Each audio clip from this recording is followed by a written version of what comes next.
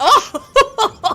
What'd you hit her with? Oh, pushing attack range. I just didn't read it.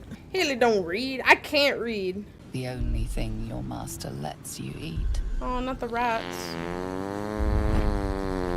Gross. Rats. Or nor he farted. Why didn't you tell me you were a vampire? Look at the face. He tooted. He's constipated. Give it a lick. All right, I'm gonna lick it. Karlak approves. What more do you need in life? What a gal. The meat tastes of rot and sour milk. Your stomach lurches, but your loins tingle. I'm sorry? Was that arousal? Do I smell beef? The spider just got me It horny. wants the raw- What did I just get off of? All right, sup, girl? Hey, soldier. Aw, nothing about Dang. that. Yeah. All right. I'll need like 78 more experience till Oh I God, level up to level 5. he exploded in a thing of poop. Did you see that? Loaded in poop. He exploded in a thing of poop. He's poop man. Like a whole person left. Oh my God. That was a great scream. That was. Ow. Ow, just hang out here. Suddenly goblin body by me. Really stand up? Never a dull moment. I'm back. Oh, did you get the new? Uh-oh. The new what? Is somebody Uh-oh. dead already? What happened? Hello? I fell out of the tree. That happens. Oh yeah. But yeah, there was an axe in this guy over here. Hold on, I'm dancing. Fuck, can we take this radio with us? Ooh, she's dancing!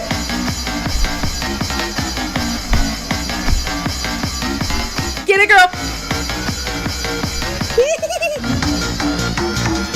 I kind of vibe with this music. Oh, I want to pick it up. Can we scoot it? Ethan. I don't know. I'm taking this home. No one can stop me. Come with me, radio! Okay, it's kind of like under right here. Okay. Although living on the beach might seem like a dream. Oh, it's just an ad now. Like everyone else. Sick! I got the radio at our house. Don't say I never did nothing. Ow. What am I surprised by? What the fuck is that? Game. There it is. Let's go ahead and get this on there.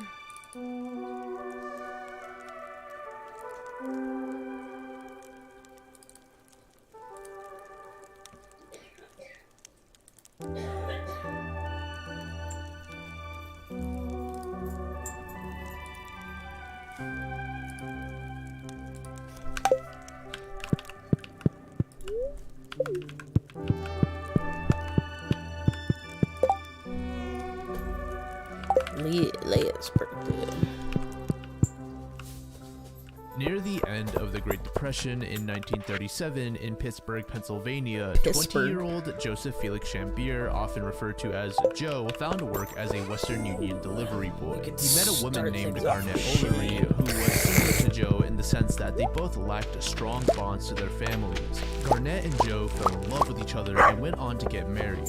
After 2 months of marriage, Garnett discovered she was pregnant. On June 16th, 1939, Joe was surprised at work when a coworker informed him that Garnett had unexpectedly gone into labor. Joe and Garnett were informed that they should expect at least another 3 weeks of pregnancy. So he rushed home and leaped up the stairs with excitement about the birth of their child. When their daughter arrived, the couple was filled with joy.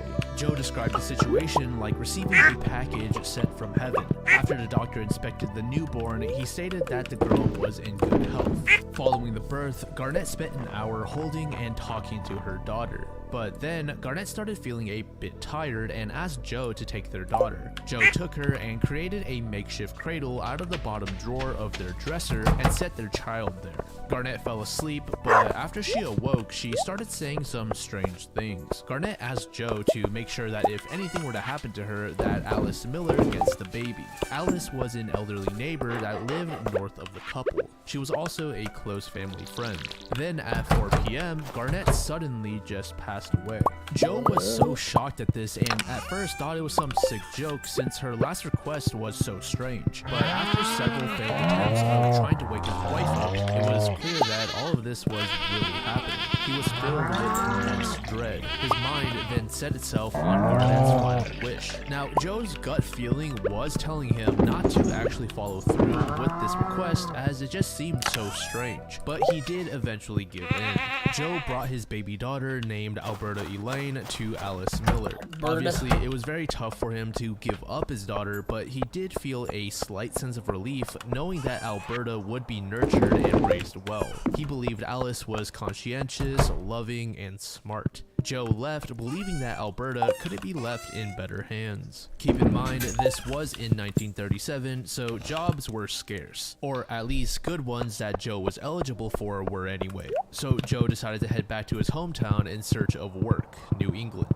But despite the distance, Joe managed to occasionally visit his daughter. In late 1941, 1 week before Pearl Harbor, he enlisted and joined the Army Air Corps in New Hampshire. Joe believed that this was his best chance at securing a future for Alberta. He was assigned to basic training in Fort Devens, Massachusetts, and was then shipped out to the Pacific Theater. During his time in service, he kept this tiny book with him. Inside it was the only picture of Alberta that he had. During his time in the military, Joe attempted to reach the Millers through letters, but never received a response. In August 1943, he suffered a head injury during air raid drills in the Panama Canal Zone. This led to ongoing neck and back pain. Following treatment, he was transferred to a Boston hospital in 1944. During this trip, Joe was actually able to visit an airport and get a flight to Pittsburgh. During a short layover, Joe was able to call Alice in order to check on Alberta, who was now 5 years old. However, instead of Alice picking up the phone, a woman that he didn't recognize answered it, informing him that he was believed to have been deceased. Furthermore, Alberta had been legally adopted, and her adoption records were sealed. The woman on the other end even accused Joe of abandoning his daughter. Oh, there it is. Joe just stood there. That was so delayed. That was so weird. All of this information. Despite his efforts, he was unable to locate Alberta. Watching In 1946, unsolved mysteries. Joe remarried and settled in White River Junction, Vermont, working as a clerk at the Veterans Administration. Oh, never mind. Whenever Complete Christmas opposite. We're was watching nearing, solved Joe would mysteries. pose as Santa. Now, to my understanding, local families asked Joe to call them at night Oh, and then speak with their kids. This was obviously just to get children Does that count as a excited gift? about Can I the also give you a holidays pepper? and sell Sick. the illusion that Santa was real. Sick. Joe calling these various families more became hearts. pretty popular, and apparently a newspaper article about this started to Build catch fire anticipation. across the U.S. and people from all over were now Build up for requesting that to sick speak fart. to Santa Claus or Joe. This became a regular thing for him every holiday season, and it brought Joe a lot of joy since it sort of helped fill I'm that gonna go play void in of the missing mines. out Pam at should being be a at father the, for Alberta. And over all of these years, Joe Stop. was still searching There for she his is, daughter. Pam. He wanted to find her and explain that he didn't abandon favorite her. bus driver. Fast forward to around the late 80s, this case about Joe and his daughter actually received a segment on the Unsolved Mysteries TV series. Then, not too long Wonder, after is it too this small if episode I, went like, live, turn that a on? woman from Seattle, Washington stated that she thinks she's Joe's daughter.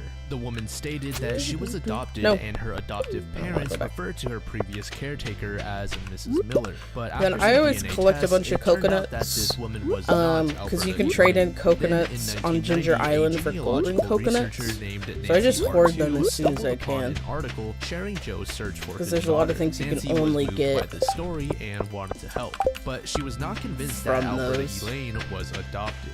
Reason being was because Did in I get order for the Alberta to be adopted, Joe's pylon permission would need to be No, you granted, can't and have since it. he was in the military at the time, he was very easy Did I to get the track thing down, in here? so this shouldn't be an issue. But as we I all think I did, know, yeah. Joe never approved There's a little of mystery this. note that Nancy tells me I continued can her investigation and found a harvest something. potential match. She came across a marriage license stating that one Alberta was married to a man named Arthur Depew. Alberta was 17 when she married 25-year-old Arthur in February of 1957. Furthermore, the license Only my stated dog that Alberta's requests father's go first into her name kennel was on her own. Felix, and he had Dude, the died. Ginger He Island even is so said that fun. her father was Canadian. But Joe's first name was obviously not Felix, it was his middle name, and he was not Canadian. But So after much being new, told that it was like, believed crops Joe and had adventures died, in the Nancy believed that cave all system this there. information Also, was this is new. falsified. Do not know what it Nancy and does yet Joe at all. continued digging, I try to trying interact get with it, my into character's contact like, with "Bleh." Alberta herself. Nancy was able to get the contact information belonging to shit, I Arthur's don't mother, have any who was living in fucking New York. bombs. She called her, expecting to finally end the search, but unfortunately, Nancy received some heartbreaking news. Arthur's mother said that Alberta had died in a terrible bombs that kill those explosion guys. God in damn a it. vehicle back in July The mummy of levels are the ones I 1957, hate the 5 least. months after marrying Or Arthur. hate the most, sorry. Apparently, that day, love Arthur these. had told Alberta to meet him so that they could have a discussion about their relationship. Turned out that the two had actually Yes. separated weeks before. But the story gets even more insane. Yeah, it's inside after the Alberta volcano agreed on to meet Ginger with Island. Arthur led her into this And then 1954 I think there's a new one Arthur here opened the too. passenger side door for Alberta to take a seat before getting into the Once you have driver's all side 5 of itself. your It's levels believed that maxed Arthur out, I initiated think. conversation, and it didn't turn out well. down in Arthur the- and Alberta's where you collect the discussion spring quickly onions. devolved into a heated argument, leading to Arthur touching together 2 wires which set off an explosion, ending not only both of their lives, but also the life of an 8-year-old girl walking near the car. Turned out that Arthur had a plan set up where if Alberta and he couldn't get back together, he would blow up the car with dynamite that he planted inside under the seats. Jesus. Both Joe and Nancy were able to find out enough information about Alberta to confirm that this was indeed Joe's daughter, which was a bittersweet end to the search that Joe set out on. While he was glad that he finally found an answer, he was heartbroken that his daughter died thinking that her father had left her. As for Alberta's adoption, it was stated that she was never legally adopted. Obviously, there are still holes that draw a lot of confusion in this case, but the main question has been answered. As for Alice Miller, I wasn't really able to find out what happened to her, but obviously most people would suspect that she either died or just moved away, hence why that other woman was in her house. So at some point, Alice gave up Alberta for whatever reason, and according to an assistant police chief, Alberta ended up in the hands of a woman named Grace Williams. Joe later passed away at 80 years old in April of 1997.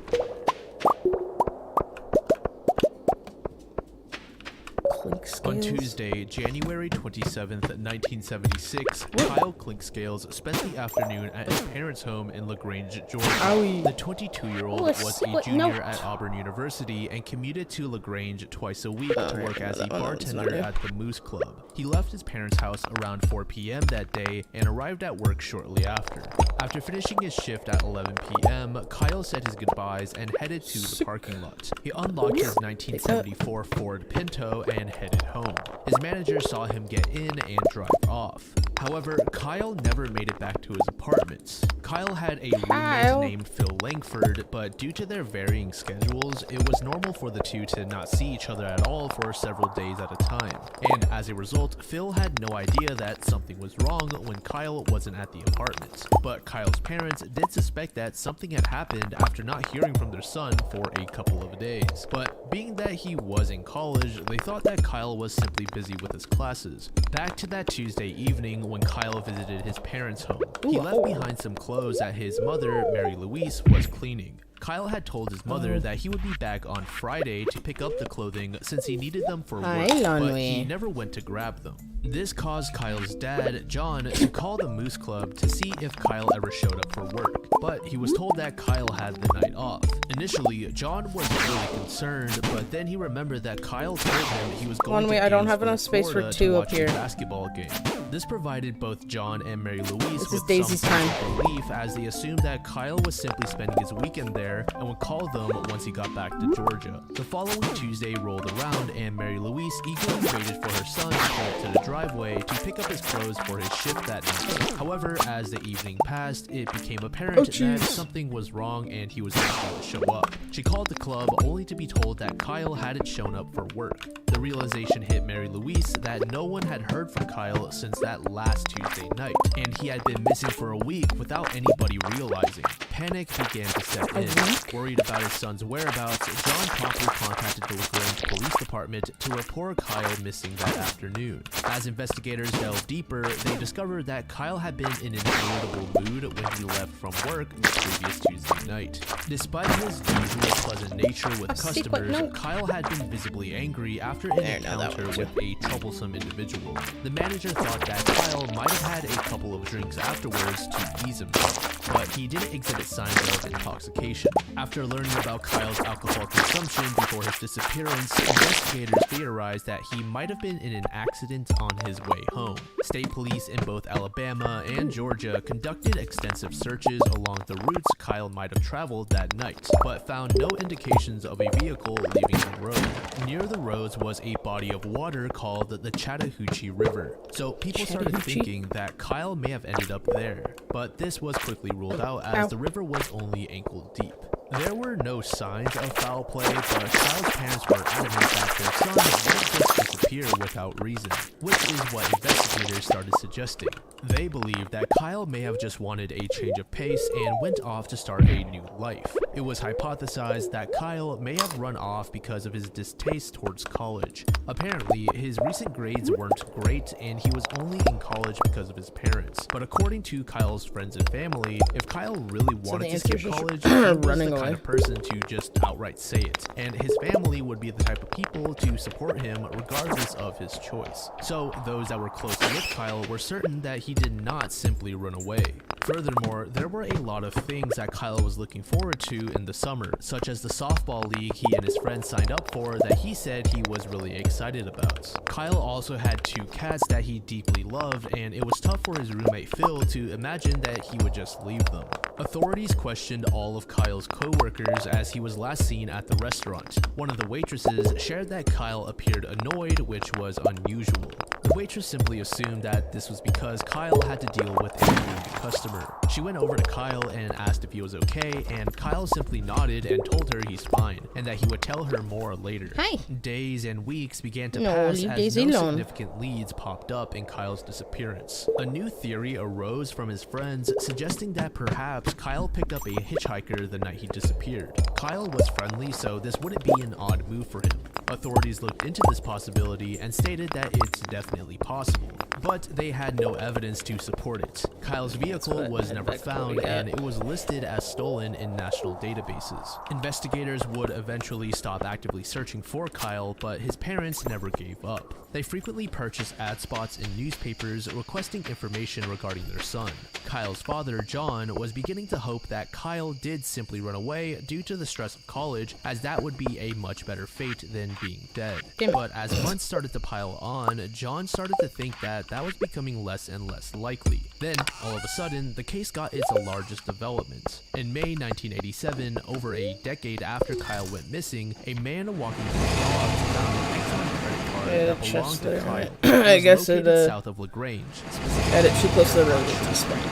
And here's the interesting thing. The credit card was in immaculate condition despite Kyle being missing since 1976. The card also expired 3 years before Kyle disappeared, but this was explained by his parents later on. According to John, Kyle's wallet had been stolen at some point and this credit card was likely in it. But on the other hand, Kyle's mother stated that it wasn't abnormal for Kyle to hold on to expired credit cards, so it's entirely possible that this expired card was with Kyle when he went missing. Investigators searched the area where the card was found for any other traces of Kyle himself, but they found nothing and the case yet again went cold. A tip that was received in 1996 suggested that Kyle had been murdered and his body disposed of in a hole behind a local residence. However, a subsequent search of the property revealed no evidence. Nearly a decade later, in 2005, a 35-year-old man came forward claiming to have witnessed the disposal of Kyle's body when he was just 7 years old. According to his account, Kyle's killer was a man named Ray Hyde, who had died in 2001. The man recounted that Kyle's body had been wrapped in concrete, placed in a barrel, and submerged into a private body of water. He also claimed that his grandfather had assisted in disposing of the barrel and that Hyde had threatened them both. With this new lead, investigators were eventually led to two people. Their names were Jimmy Earl Jones and Jeanne Pollock Johnson. Following this revelation, a man named Jimmy Earl Jones, aged 63, was arrested in April 2005. Then in June of the same year, a woman named Jeanne Johnson was also arrested.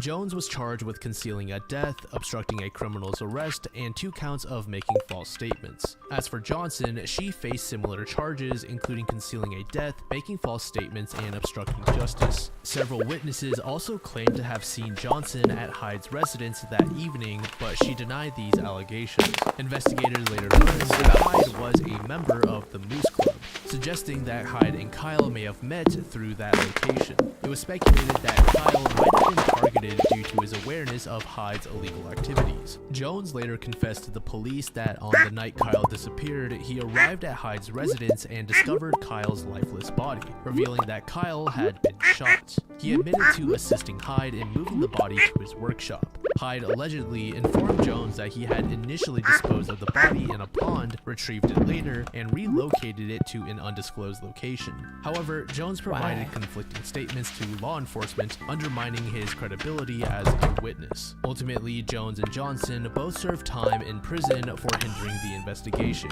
but they were never charged with murder. In Casita, Alabama, on December 7th, 2021, a witness notified the police about a car submerged in a creek. After being recovered from the creek that same day, it was confirmed to be Kyle's through its license plate and VIN number. Upon inspecting the car, authorities discovered Kyle's wallet, credit cards, and human remains. Subsequent DNA testing in February of 2023 confirmed the identity of the remains as Kyle's. Despite this identification, the cause of Kyle's death remains unknown. His father passed away in 2007, while his mother passed away in January of 2021. Bummer.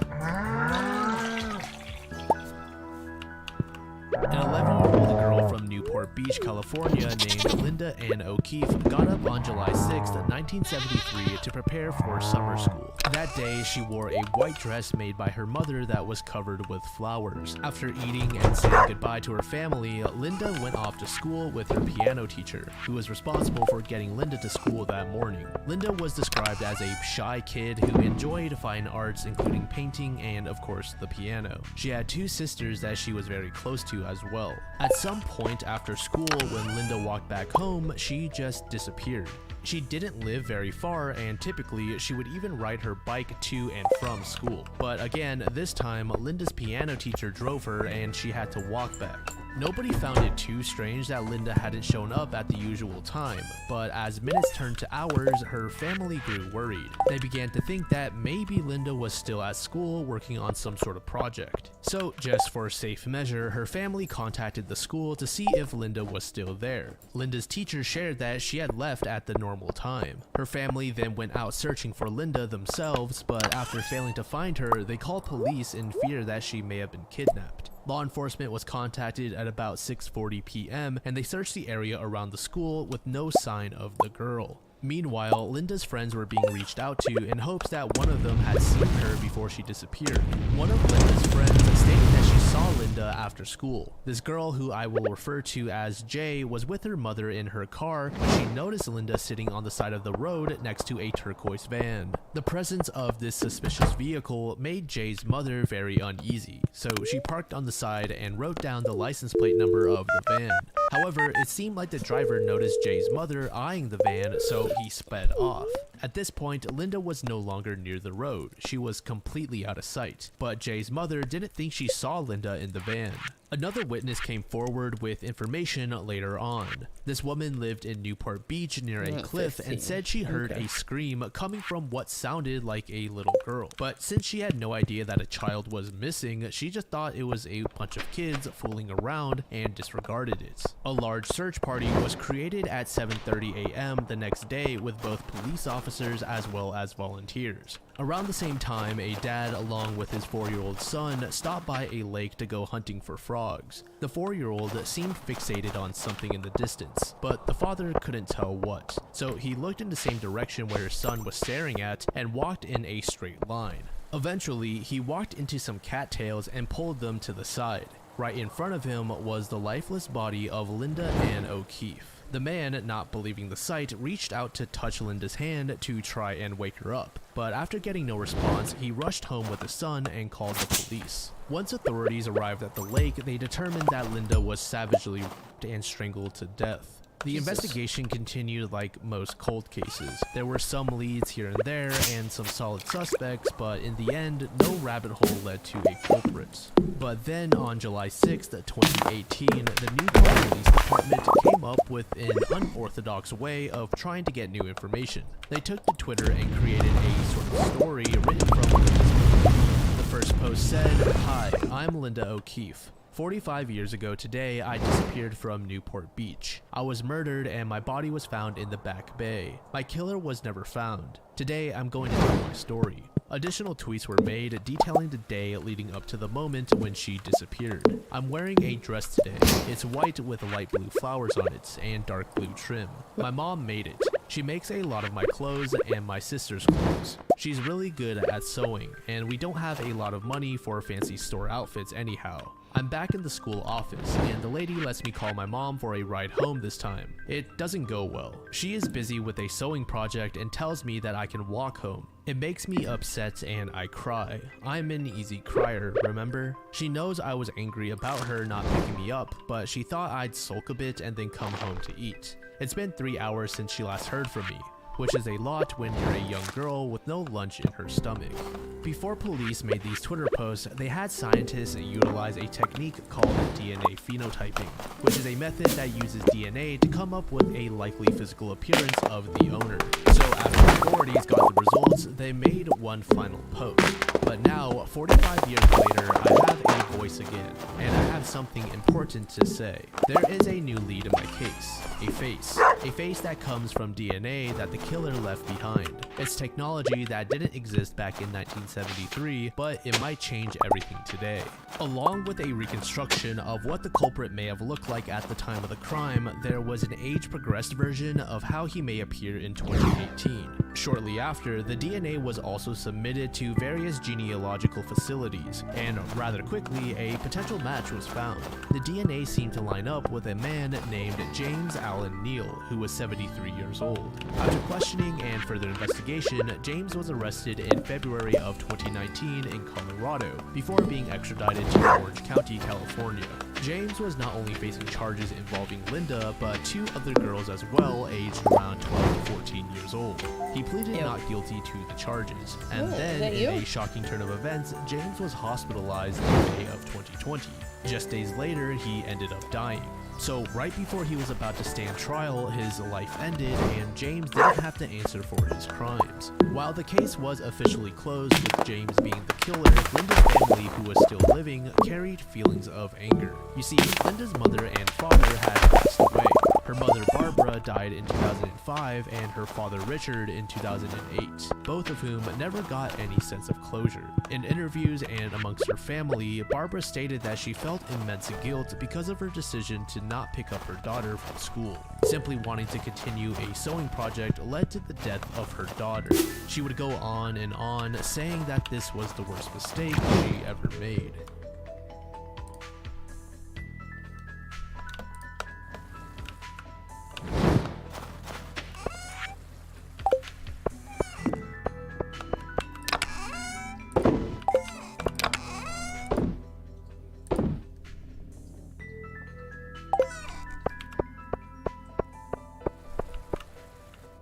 Around 8:30 a.m. on March 9th, 1970, 2 employees at the Colorado Department of Transportation were making their way along Highway 128 when they noticed what they thought was a human body. They just had to know what it was, so they got closer, and indeed, they confirmed it was a deceased woman.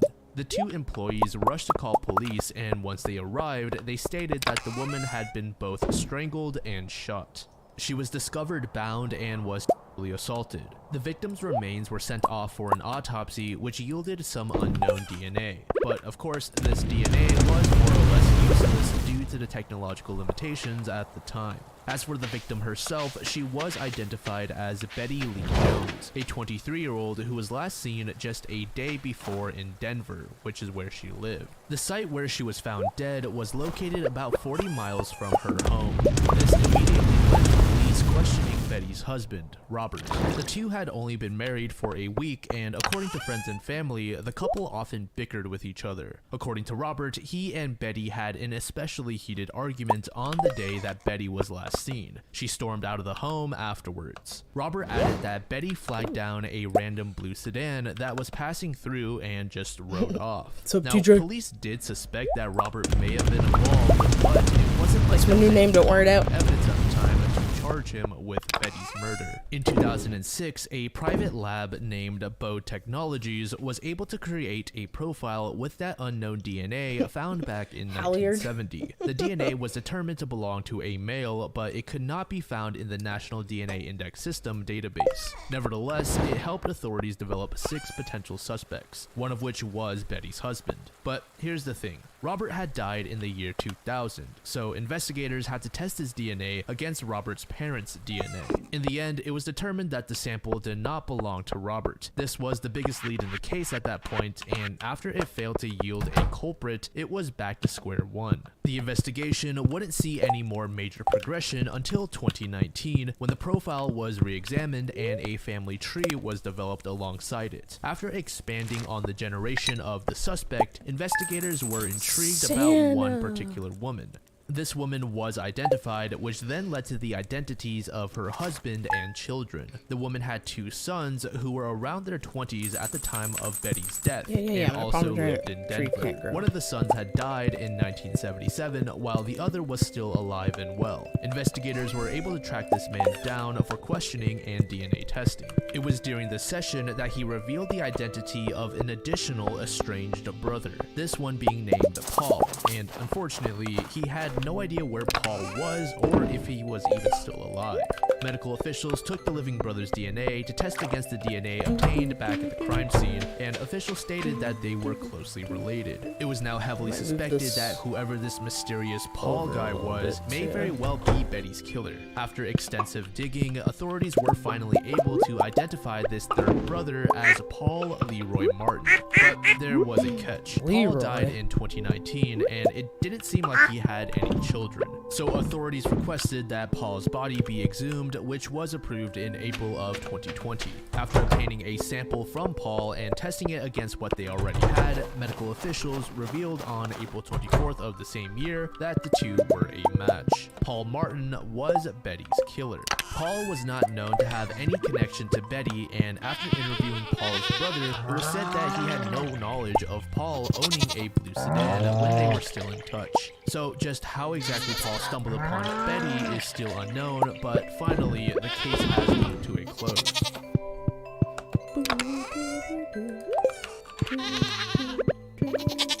In June 1996, in the city of Philadelphia, a 22-year-old named Amy Willard was tragically murdered.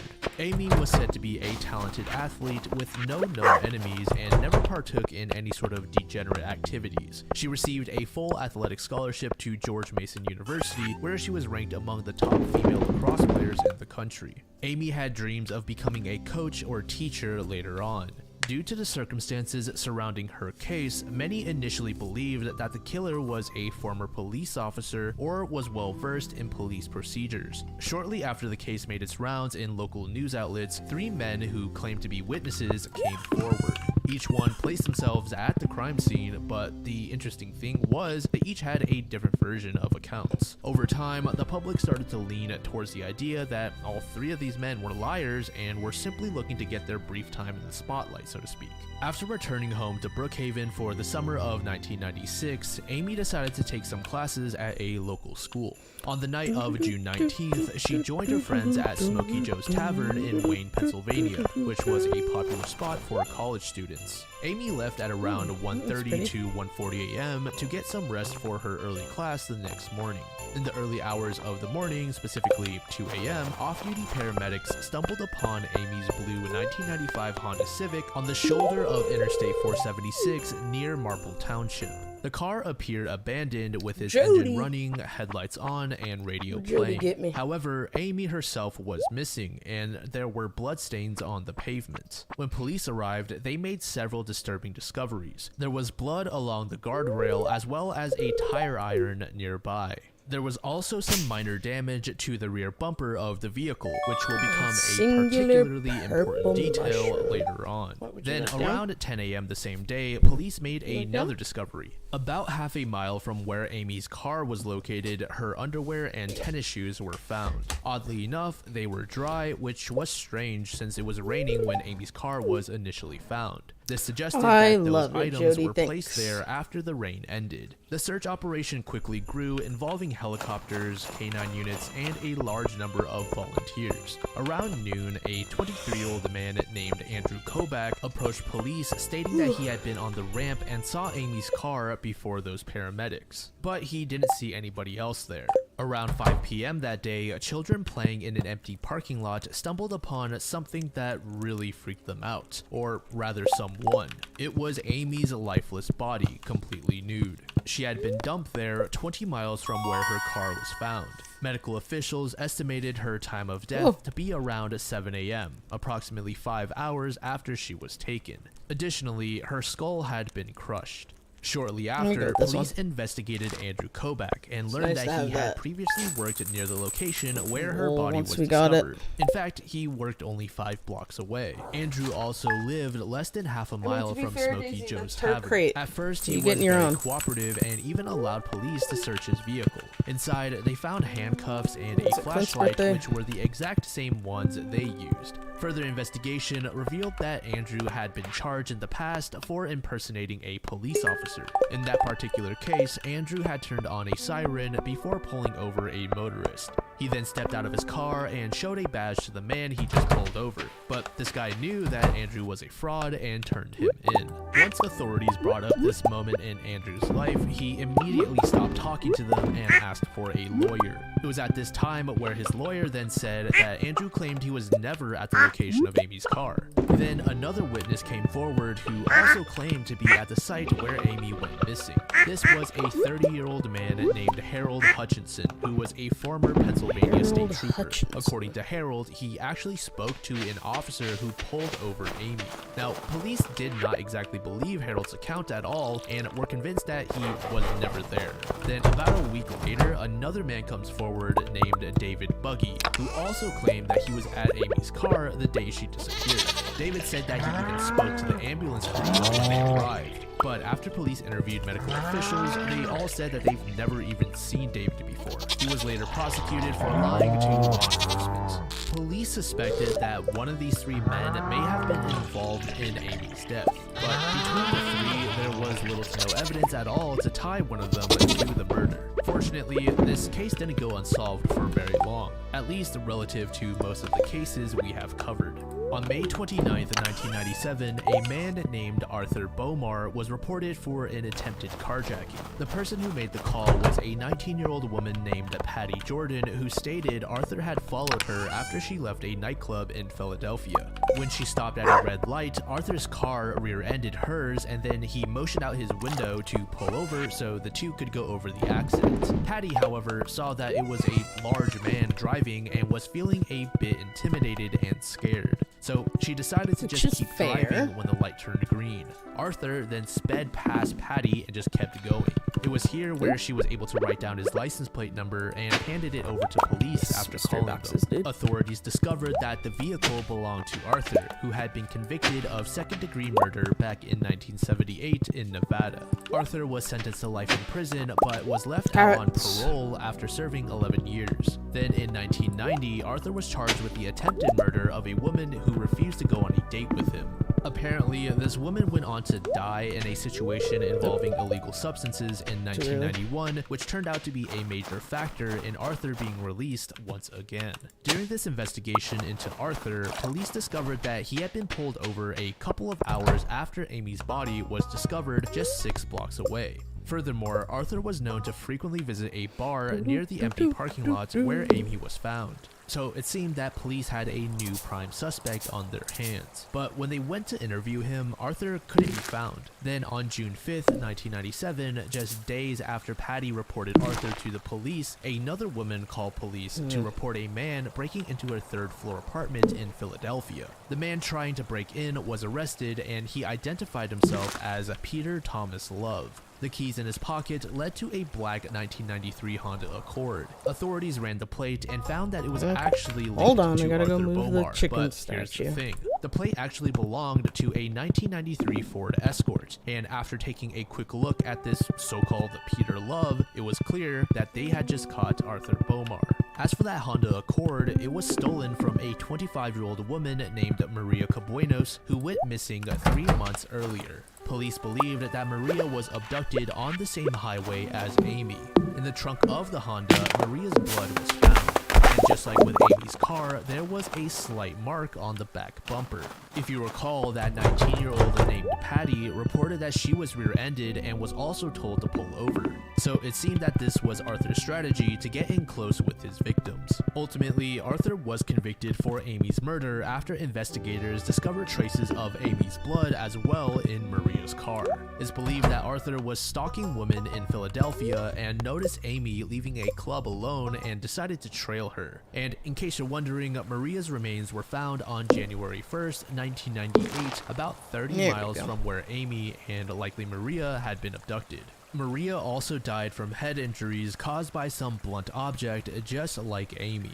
Arthur's lawyers attempted to justify his actions by saying he had a tough childhood and a low IQ. Furthermore, Arthur denied having killed Amy and stated that he was being used as a scapegoat because he was black. But Arthur's fiance and 2 inmates stated that Arthur confessed to killing Amy. He was sentenced to death on October 6, 1998, where he yelled out on TV, "F you and your kids," to an official. Jesus. This next case takes us to the rugged mountains of Colorado on July 7th, 1994, where a hiker was making her way through the area, taking in the views. This hiker was named Barbara Pletcher, and once she was done exploring the mountains, she told her group that she was going to take a different route back. It was on this new path where Barbara came across some bones. At first, she thought that they belonged to some animal, but after closer inspection, Barbara noticed that it was actually a jawbone with gold fillings. Nearby was also a human skull. Barbara had no way to contact authorities or her group, so she grabbed the bones and gently placed them in a plastic bag. She later informed a Forest Service supervisor named Blake Patton about her discovery, who then informed police. It didn't take long for investigators to find additional bones as well as strands of reddish-brown hair. In the area, there was also a small piece of a black vinyl belt. Based on the rest of the remains found, officials believe that the victim was a 35 to 40-year-old woman that stood at about 5 foot 5 inches tall. Authorities were also convinced that this was a homicide case, as the remains looked to have been intentionally hidden, and since they could not find any actual clothing, they believed that the victim was murdered elsewhere, then dumped in the mountains. A forensic anthropologist named Robert Pickering later determined that the woman likely died within a year of the date when her remains were found. There was no evidence at all that could help narrow down the culprit, nor was there really much medical officials could do with the bones they obtained. So officials came out with a facial reconstruction in 1995 in hopes that someone somewhere would recognize the person so that they could have more information to work with. But as you would expect, no leads came in as a result of the reconstruction. So locals began calling her the Windy Point Jane Doe. Lieutenant Greg Heiler was quoted saying, "It gives me a hollow feeling in the pit of my stomach. Sometimes I wonder what I could do that hasn't been done. Up to this point, someone has literally gotten away with murder." Little did investigators know that the victim they found was actually a registered missing person. Fast forward to April 19th, 2022, we finally get a major break in the case. Investigators had the remains of the Windy Point Jane Doe resubmitted for testing. Montrose County Sheriff Gene Lillard received a phone call and said the following to the public. On April 18th, 2022, I received a call from CBI analyst and Forensic Lab and Cold Case Division's Audrey Simpkins, who asked me if I was ready for some really good news. Analyst Simpkins told me that the results came back with a positive ID of Windy Point Jane. Turns out it was a 45-year-old woman named Susan Hobbs who was reported missing and last seen in Lakewood, Washington in 1993. Now, the interesting thing was Susan's missing persons case was actually cleared by mistake in April of 1994, just months before her remains were found. Investigators now had half of the case solved, so they just had to find out who was responsible for killing Susan. After further digging, it was determined that Susan had no connections to Colorado. Investigators were able to get in touch with some friends of Susan's all those years back, and apparently she left one day with two friends and never came back. And the identities of those friends are still unknown.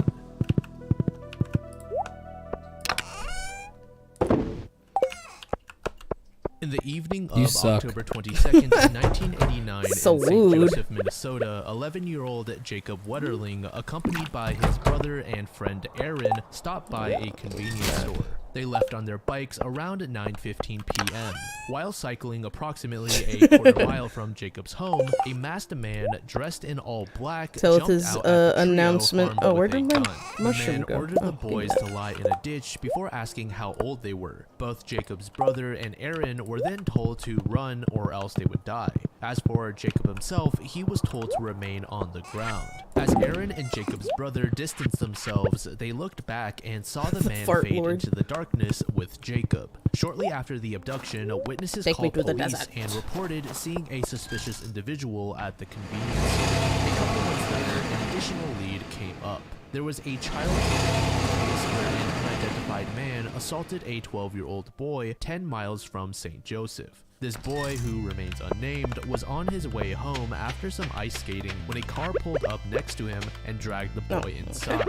According to the child, he was then tossed out of the car and told to hurry off or else he was going to be shot. Investigators believe that the case with Jacob Wetterling and this other boy were related, but they didn't have any evidence to really support this. Aaron and Jacob's brother told police that the man was white and looked to be in his 50s. He was of average height and had a round, sturdy build. The case would later go cold after leads started coming in. When we got the September green of rain, it spawned 2004, some the case found a new interesting spark. trees. A man living We've in kind of left a lot of was them. spotted and said to be strikingly similar to the age progression photo released of Jacob Wetterling. Police were contacted about this and they were able to track this man down, but he refused to provide DNA for testing and was adamant that he was not Jacob. Nevertheless, authorities were able to get his fingerprints and they were determined to not be a match. Then another lead in 2010 brought police to a farm where a person of interest was rumored to have buried Jacob's remains. A search in this location also yielded no results. Then, right as the case seemed destined to go cold once more, a man named Danny Heinrich was arrested in October of 2015 for the possession of child.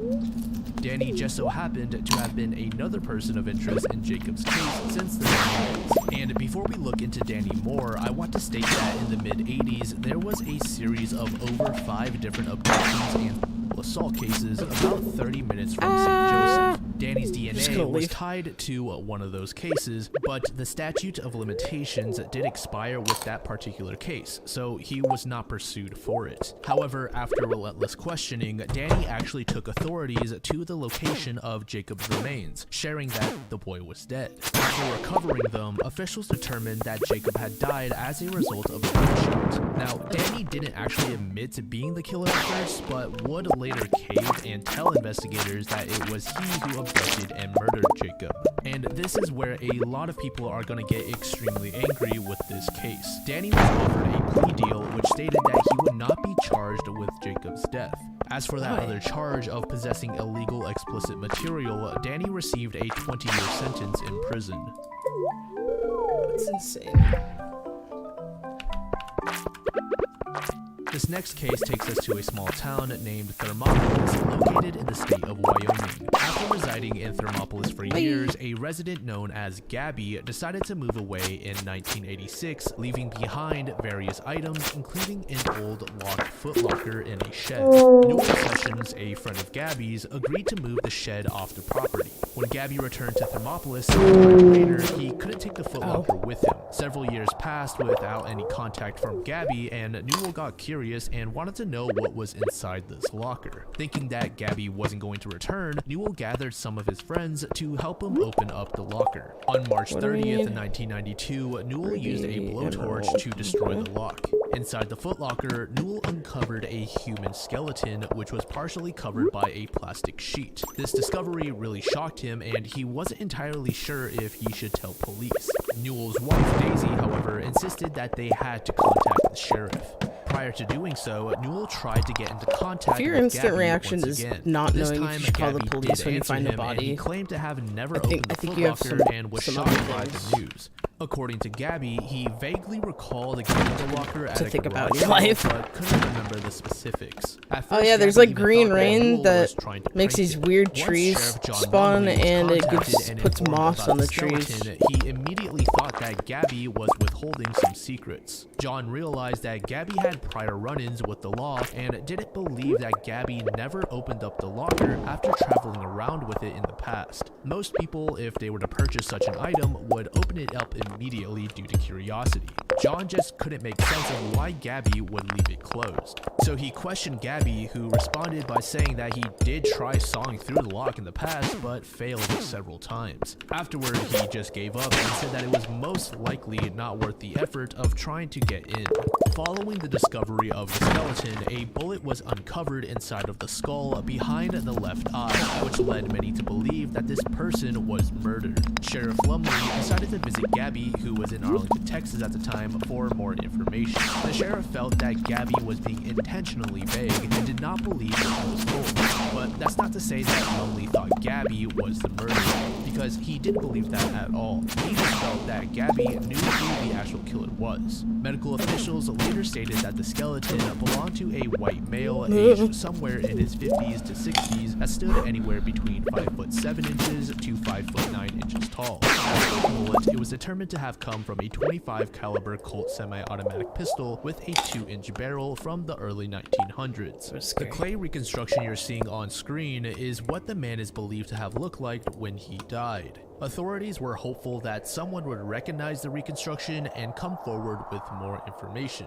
But this wasn't the case, and the investigation went cold. Then, in October of 2017, the DNA from the skeleton was re-examined, and officials got a hit. The skeleton was of a man named Joseph Mulvaney, who was born on January 3rd, 1924. Mostly have this jade right now. National Guards of 130th Infantry in 1944. This gives me like After being 3 deployed to rubies. the Pacific Theater during World War II, he became a railroad worker in California, where he married and had 3 children. In 1963, the family moved to Iowa and purchased a house. It was around this time when Joseph suddenly disappeared. But the odd thing is that he was never reported missing. Apparently, his kids were told that their father had walked out on them, but they always believed that their father was killed. Eventually, a teenager named Shelley Statler came across a story about the skeleton in a newspaper. This sparked her curiosity, and after looking at a photo of the skeleton, she believed that its facial structure resembled many of her family members. Shelley had been told stories about how her grandpa, Joseph Mulvaney, suddenly went missing.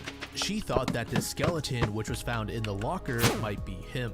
Shelley and her mother later got in touch with Wyoming law enforcement, who agreed to take their DNA and have it tested against the skeleton. And it was here when we found out that it is with 99.99% certainty that the skeleton is Joseph. This led to a theory that Joseph's wife, Mary Elise, had shot and killed Joseph, then had help with burying the body. Help from whom, you may ask? Well, turns out that this Gabby person was actually a son of Mary's that she had with another man before meeting Joseph. It's believed that after burying Joseph, 10 Gabby had bombs. dug up his remains and stored them in that footlocker for whatever reason.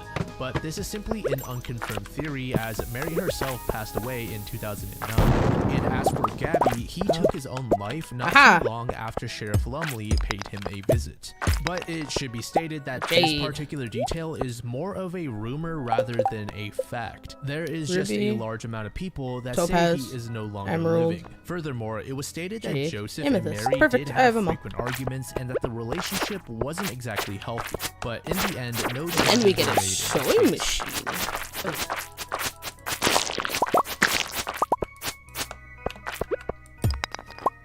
I should probably leave now. I borrowed a necklace for. Oh, I know where that is.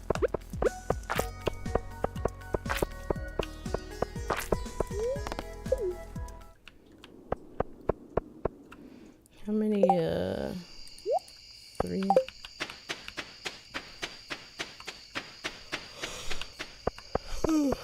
Hey, I didn't tell you to play.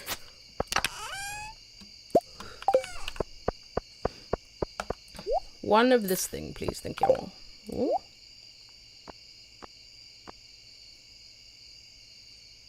A cheese.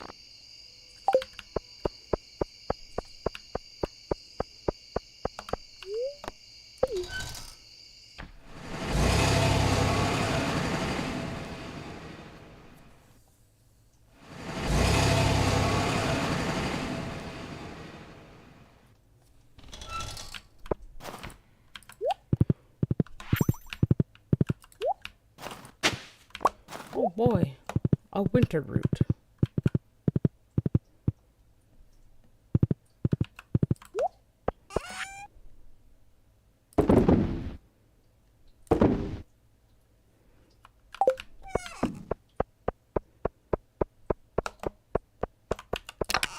Boop.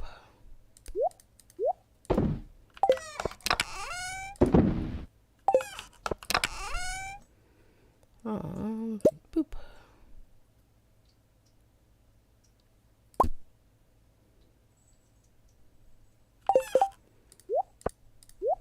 Alright, that's all of them for those.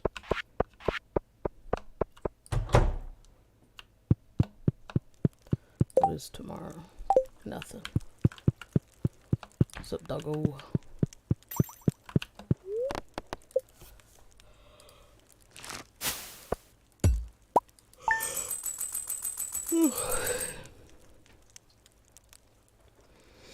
What do we got going in my subscriptions?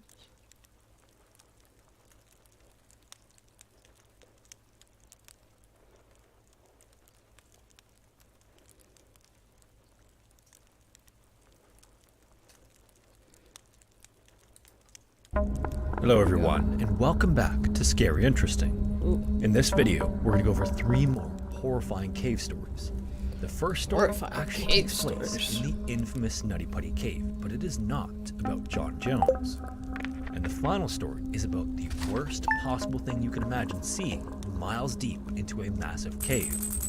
As always, viewer discretion is advised. That's what I usually expect in caves. The forest, anybody?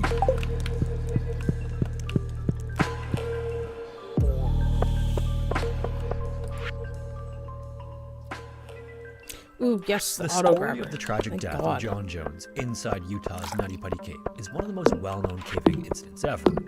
In fact, if you've followed the channel for some time, you've probably heard me refer to it on at least several occasions. Whether it's the horror and hopelessness of the situation he found himself in, or that John was a young man with a pregnant wife at the time, something about the final 24 hours of his life strikes a chord with so many people. If it's a story you're not familiar with, John was a 26-year-old aspiring pediatrician who entered Nutty Putty Cave on November 24, 2009 during a visit with family for Thanksgiving. John was exploring with his brother, crawling along a section he was being a dum-dum. Reached an area of the cave called the Birth Canal. This area was named for its tight corner because it looks like you were being born when you came out the other side. About the only areas more dangerous than the Birth Canal were the fissures along the main road just beyond another area known as the Big Slide, and that's exactly where John ended up.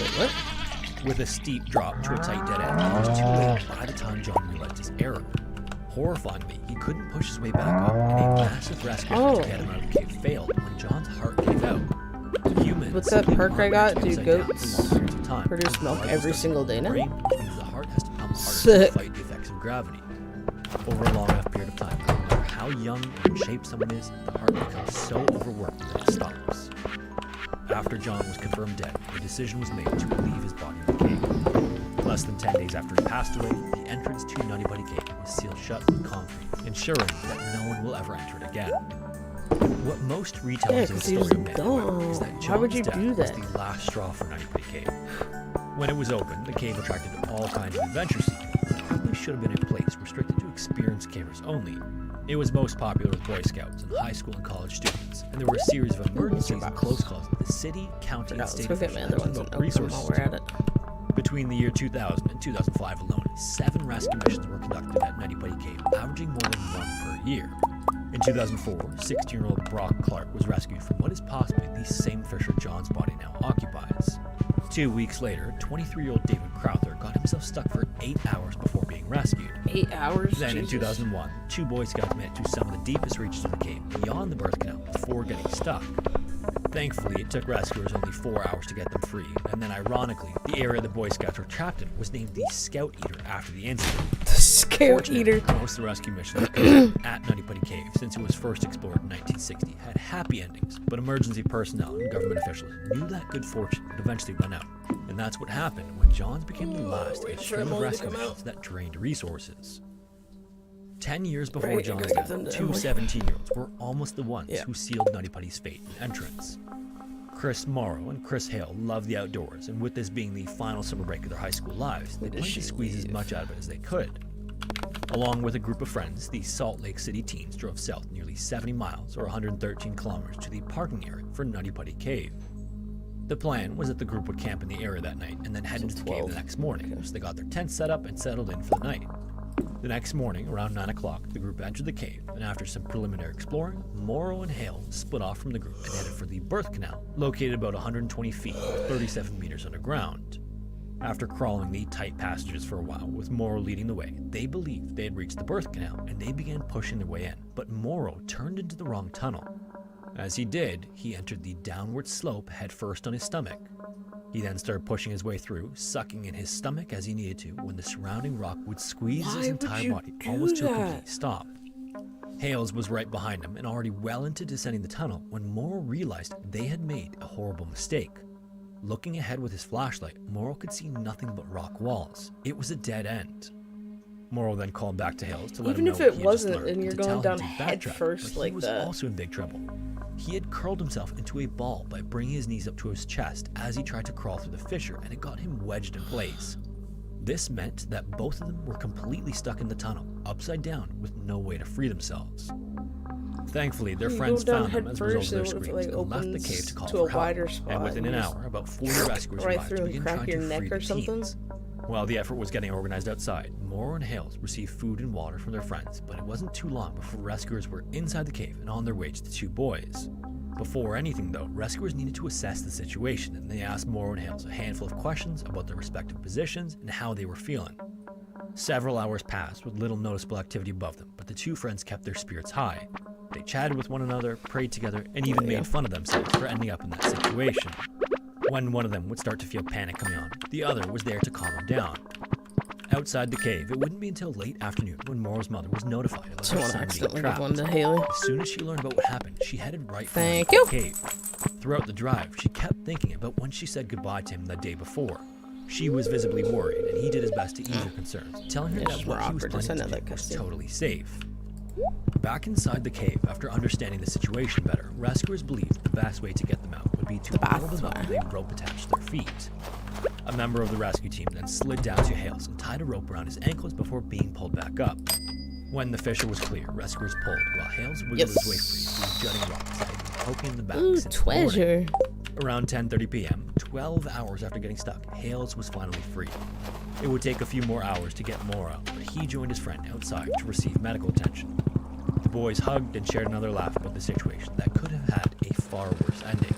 Both of them managed to escape with just a few minor scrapes and scratches. That's insane. Morrow even said afterward that he had continued telling himself that he wasn't claustrophobic to keep himself from losing his cool. If you're wondering whether or not he became claustrophobic as a result of his experience, Morrow actually returned to Nutty Buddy Cave 2 more times before it was finally sealed shut in 2009. On one of those visits, he even went back to the same spot he got stuck in, but he made it out without incident. Unfortunately, not every caving incident ends so well. May 14th, 2022 was a beautiful spring day in Chief, lunch. Florida, with clear skies and a nice cool breeze that made its balmy temperatures much more Thank you. tolerable. The area is home to Manatee Springs State Park, and as its name suggests, some of the park's waters are often inhabited by manatees, which brings in many tourists. One of its biggest attractions, however, is the underwater cave system, which was believed to be one of the longest in the world at one time. And with more than 20,000 known caves within the system, which also connects to a handful of sinkholes from the surface, Manatee Springs State Park is a mecca of sorts for cave divers. And this is exactly what drew two father-son teams there late in the morning on May 14th. Now, in the literature about this incident, none of the divers are named, so they've been assigned pseudonyms to prevent confusion. The four divers were cave certified, but only in the Intro to Caves course. However, with 100 dives each, they felt confident in taking on such a challenging dive. They actually got the idea while watching a YouTube video of a dive in the Manatee Springs cave system. At several points in the video they watched, the narrator acknowledges that their particular dive plan went against cave diver training, but because so many divers had done it before, it was worth the risk for, quote, a thrill every cave diver should experience, end quotes. This was unfortunately all the encouragement the four divers needed, and watching the video was the extent of their research on the cave system. They never looked at a map or talked to any other divers who had been in the Manatee Springs system before. Instead, all they used was what they remembered from watching the video. The area they plan to dive consists of 3 sinkholes that are connected through underground tunnels, so the dive would be a type called a traverse, which is when divers enter in one place and exit in another. They'd enter the system through the Friedman sink, which only has a 4-foot wide shaft that drops into the tunnel system. From there, they'd swim downstream and pass through another sinkhole called the Sioux Sink, which is an emergency-only exit since it was located in a campground area strictly for campers. Beyond Sioux Sink, they'd exit through an area known as Catfish Hotel, which is the most popular entrance to the cave system and one of the largest sinkholes in the park. The distance they'd cover would be about 1,712 feet, or 522 meters, and for that distance, the 4 divers each brought 2 side-mounted cylinders of air filled to 3,800 psi. This is because, depending on how tight the tunnels of a cave system are, cave divers can wear tanks on their sides instead of their backs to give themselves a slimmer profile. They also brought primary and backup lights, and the 2 fathers had video cameras with floodlights fixed to them. Finally, around 11:15 a.m. that morning, they entered Friedman Sink and split into 2 teams of 2, which is how they usually configured their dives.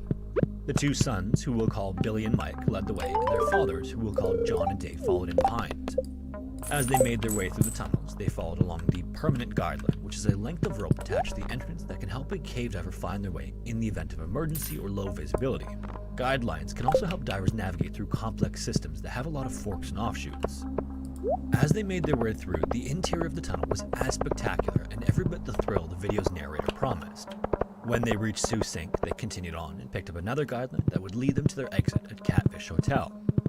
Near the end of the line, however, Billy and Mike stopped as they approached a dark cloud in the distance.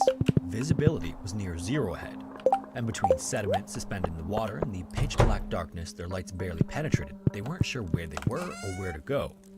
John and Dave arrived soon after and were just as clueless.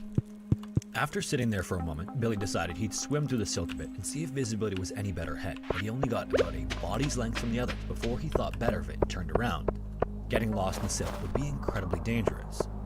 He then pulled out his underwater slate and wrote the word manatee on it, followed by a question mark. Beyond Catfish Hotel is the park's namesake, Manatee Spring, and the waters there are off limits to divers. What Billy believed was that maybe they had accidentally bypassed Catfish Hotel and that they were in the tunnel heading to Manatee Spring instead. Unbeknownst to them, they were actually 10 to 15 feet from the upline for Catfish Hotel, basically just in reach of it. But since they didn't know that, in their minds with the information they had, they figured they had 2 choices.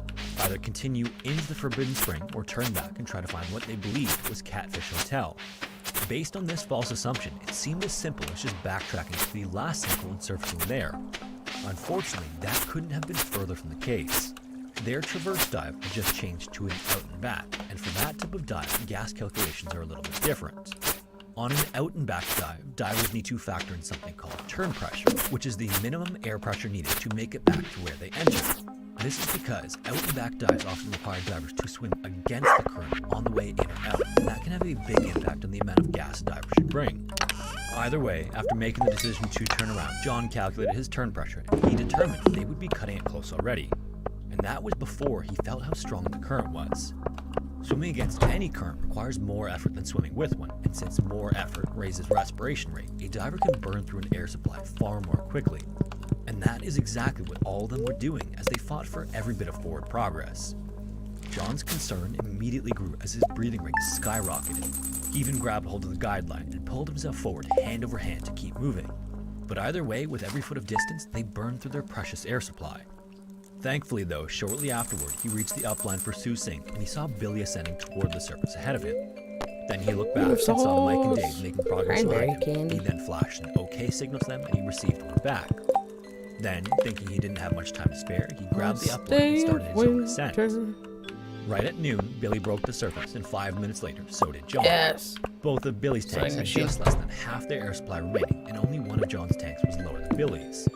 As they were checking this, they both knew they escaped what could have been a bad situation, but they still reserved any feeling of relief as they waited for the other two to surface, knowing that their tanks would likely be lower than their own. Then, when several minutes went by with no sign of Mike and Dave, John got his cell phone and called emergency services.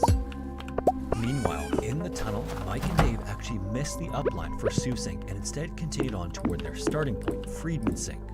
When Mike reached the uphill portion of that stretch of tunnel, he turned to check on Dave and saw his light wasn't far behind. Then when he reached the Friedman Sink upline, he immediately started ascending, believing that his father would be right behind him. He then broke the surface right at 12:20, and when he checked his tank pressure, he was alarmed to find one of his tanks completely empty and the other almost empty. By then, his father, who should have been right behind him, had been in the cave the longest of the four and still hadn't broken the surface of any of the sinkholes. 40 minutes later, just before 1 o'clock, emergency divers arrived, and by then it was clear what had happened. They then descended into the cave to look for Dave, and when they reached downstream of Friedman Sink, they found Dave's camera on the floor of the cave with its floodlights still glowing. Later, 2 divers from the International Underwater Cave Rescue and Recovery Team showed up and began a sweep of the cave system. Finally, they found Dave floating about midway through the uphill section. His air tanks had long been empty. In a later investigation by the National Speleological Society, it was determined there were multiple events and circumstances that contributed to the loss. Importantly, they emphatically stated that the decision by all 4 of them to perform that particular dive in the first place is what did to Dave. The current that runs through the Manatee Springs cave system makes it a siphon. Combine that with the traverse style of dive and you have conditions that would challenge even fully certified divers. One of the biggest problems the NSS also pointed out is that the divers didn't know about the high current and that their starting point set them up for failure. By entering Friedman Sink and swimming downstream, any need to turn around put them at risk of running out of air. Beyond that though, that's a factor that never should have come into play in the first place. Manatee Springs State Park has 2 main policies regarding diving. The first is that divers must be fully certified in cave diving to enter the system, and the second is that divers who have never been in the system must dive with someone who has. The 4 divers unfortunately had minimal cave diving training, and none of them bothered to learn more about the cave than what was communicated in the video they watched. The report also pointed blame at John first, and then Mike. When John made it to Sioux Sink upline and signaled to Mike and Dave, he should have waited there for them to arrive so they knew where to ascend. Mike also later ascended Friedman Sink before Dave reached him. Finally, the NSS also assigns the last bit of blame to the creators of the YouTube video that inspired the dive. Serious cave divers are passionate about the safety of themselves and others in the sport, and urging unqualified divers to visit Manatee Springs was said to be irresponsible at best. As a final note, almost as if underscoring the difficulty of diving Manatee Springs, a year later in 2023, a highly experienced and properly certified diver who was with divers familiar with the cave lost his life when the current was so strong it pinned him to the ceiling of the cave and ripped his mask and rebreather system apart. Jesus. Poland's deepest and largest known cave is named Śnieżna Cave. Its full name in Polish translates to Great Snowy Cave, and it's mainly located on the northern side of the Tatra Mountains. This range is a natural border between Poland and Slovakia, and the cave I get to see the cute little has separate chickens. entrances in different areas at different elevations. It was first discovered in 1959, and since then, Polish caving clubs have worked for decades to That's map right, the it's blue system. chickens. Yeah. With each expedition, more and more unexplored areas have been discovered, including connections to other cave systems and even openings in nearby towns. Today, this massive limestone system has been mapped to a length of almost 15 miles or 24 kilometers and a depth of 2,703 feet or 824 meters. In the 1960s, cavers already actually reached almost 2,500 feet, or 750 meters, but then in all the years since, because the deepest sections of the cave are so treacherous, cavers have only been able to go another 250 feet down. So in comparison to the miles and miles that were mapped early on, it's only been a trickle for more than 6 decades. However, that doesn't mean cavers aren't still trying. On August 15, 2019, a handful of cavers from the Wrocław Caving Club arrived in Snieznia Cave to do just that. Snieznia? Among all of the clubs that have worked to map the system, these cavers were the most frequent visitors who knew the cave and its many tunnels and shafts well. This expedition planned to explore how the cave connected to a section called Shemkow Lot, almost 2,000 feet. At around 8 p.m., 6 cavers to get some distance in and then set up camp for the night. In caves as large as this, it often requires several days of travel to get to the intended destination. So in the morning, the group planned to head for a second camp where they'd then split into 2 groups. So around 6 o'clock on the evening of the following day, 2 of the group members, Daniel and Josek, began making their way towards Shemkow Lot, while the other 4 headed to a different section. Part of the reason for this split was that Shemkow Lot is a tangle of tight passages and tunnels, and the fewer cavers went that way, the better. It just wasn't the roomiest of areas for many people to occupy. Then, sometime before 9:30 that night, Daniel and Josef were in a particularly tight, claustrophobic section when something unexpected happened. Heavy rains began on and off for days in the Tatars, and the rainwater had finally accumulated enough to rush into the Great Stone Cave. The 2 men had begun making their way back to the second camp when they were shocked to learn that the way out had been flooded. Then, when they failed to show up at the camp at the agreed upon time, the other cavers went to search for them, and like Daniel and Josek, the sight of the air was shocking. The passages the other group knew the 2 men had gone through were completely submerged in water. Luckily, the others were able to make contact with the 2 men by screaming as loud as they could, even through the rock walls. Daniel and Josek then replied that they couldn't get through with the tunnel flooded. It was such an enclosed space that every inch had to be carefully navigated. Getting through just a few feet would require much more time than they could hold. However, at the same time, they couldn't just sit around and wait either, because every half hour they checked the water level and found it was slowly rising still. Several hours later at 2 a.m. on August 17, the others returned to the second camp, and the only thing they could do was hurry out of the cave as quickly as they could to get help. The problem was that leaving the cave takes about twice as long as descending. So by the time they got cell reception, it was 5 p.m., over 12 hours since they left the other 2 men. Jesus. Their call was then received by the Tatra Mountain Search and Rescue Team, known as TOPR, and rescue effort began right away, but it was extremely complicated. Reaching the closest entrance to the cave was further impossible and would require a helicopter, and the tunnels were so tight where the men were, which would severely limit the number of rescuers that could be down there at a time. Either way, within 2 hours of being informed, the first members of the team arrived and were ready to start making their way through the cave system. Led by one of the 4 original cavers who left the cave to get help, the rescue effort officially got underway at 8 o'clock, 48 hours after the Wrocław group entered the cave to begin the expedition. Then, finally, at 3 a.m., so by then, 24 hours after the men were trapped, the team was outside the flooded section and assessing the situation. From what they could tell, there were 2 ways to get to the men. One was the way they went in, which was flooded, and the other was through an area that was always flooded. However, the rescuers determined that sending divers in that way was out of the question. This meant that their only hope of getting them out was the once dry but also extremely tight passage. The approach the team came up with was to use explosives to provide the tunnel. That would tell them the rescuers would likely be able to have, because in attempting to make voice contact once they got outside the passage, rescuers received no response from the men. The conditions on the other side of the flood were not clear, so not receiving a response was immediately concerning. Whether they were trapped inside the tunnel or a larger dry section within the passage, the 2 would likely be completely soaked to the bone in freezing cold water. Their depth as well, carbon dioxide would also be much higher than above ground. So already by that evening, TOPR officials believed that the men could be in a deep state of hypothermia, and rescuers were barely any closer to them. Each time the rescue team used explosives to widen the tunnels, they'd need to remain outside of the cave for at least 2 or 3 hours for the dust to settle and smoke to clear. The charge would also create even more dangerous carbon monoxide gas, and it just wasn't safe for rescuers to work in those conditions. As for Daniel and Josek, things weren't looking good as time went forward. Contact still hadn't been made, and in the afternoon of August 19th, the TOPR's chief told the media gathered nearby that the chances of survival by that point were extremely thin. The effort to save the men continued regardless, but work had slowed dramatically. Without a way to get bad air out faster after widening the tunnel, every inch seemed to take hours. To solve this, rescuers began constructing a ventilation system on August 1st with the effect of wind. In addition, a hole also been blasted to around 16 feet wide, and going from just a few feet wide to 16 meant there was a lot of rock debris that needed to be cleared from the area, which was a challenge in itself. This was in fact so time-consuming that TOPR officials started to reconsider trying to reach the men through the passage that was always flooded, but unfortunately a second assessment proved that it was still too risky. Thankfully though, as it neared 4 o'clock that afternoon, the first major breakthrough came. With much of the passage entrance blown out, Daniel and Yosek's equipment was located by the lead group of rescuers. Among the items were 2 harnesses, some food, and a damaged drill. Then, later that night, the rescue team received the most encouraging, yet also most alarming sign since the rescue began. Through the rock, they could hear one of the men snoring, meaning at least one was still alive. Unlike regular snoring though, this sound was more of a gurgling snore and indicated that time was quickly running out. There was no doubt by then that they were in the last third of the work, and they needed medical attention immediately. As work continued and the first few minutes of August 21st went by, rescuers faced a new problem. Not only had the circumstances and conditions inside the cave made the effort complex and difficult, they had to stop what they were doing for the most unnecessary reason. Unauthorized locals had gotten into the cave to get a better look at the rescue operation. This resulted in the rescue team having to halt the widening of the cave and devote resources to chase them out. These locals had also gained access through one of the cave entrances, so more resources were then needed to guard the other ways in.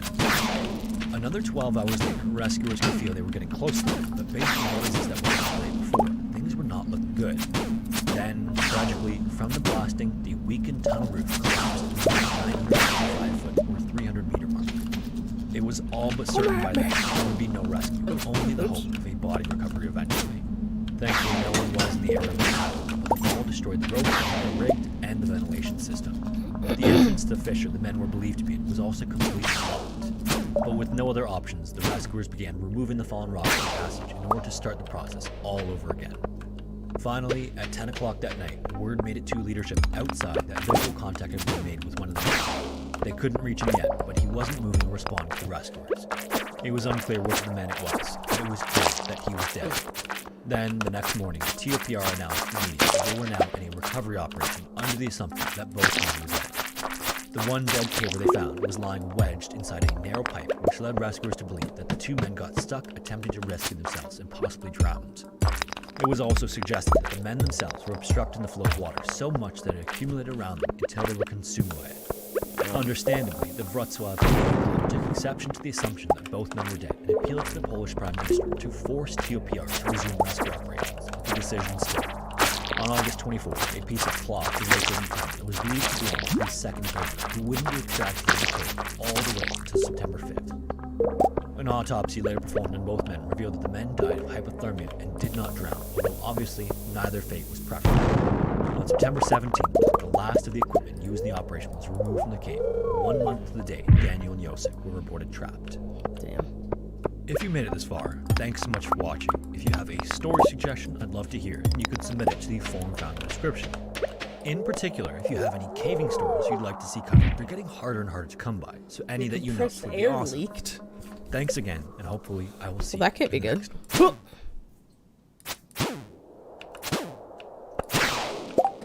I need to stop doing autoplay. I thought I had that turned off.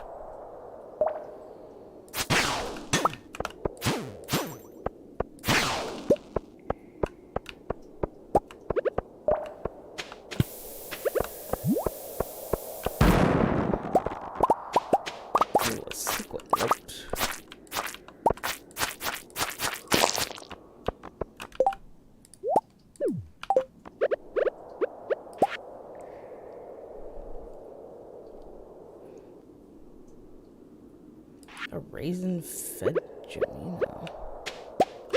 What does that mean?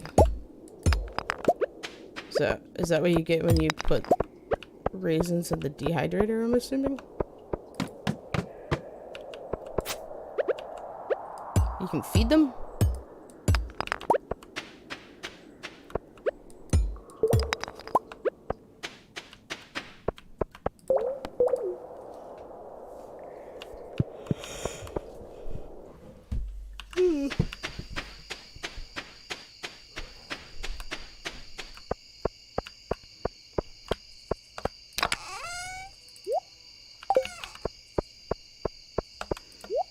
Gimme. Oh, I got 2.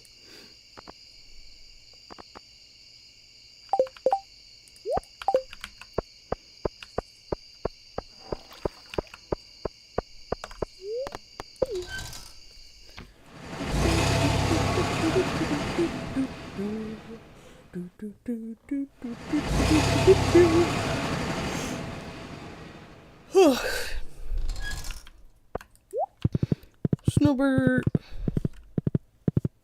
my boy.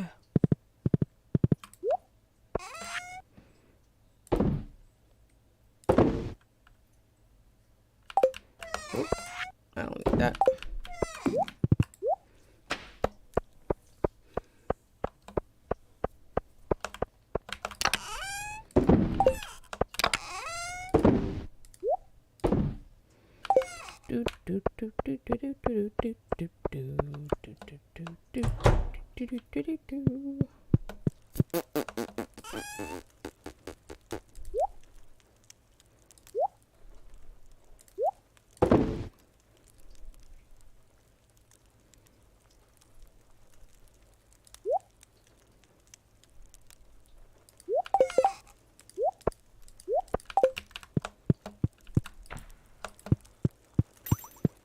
Alright, let's get to year 2. Here we go.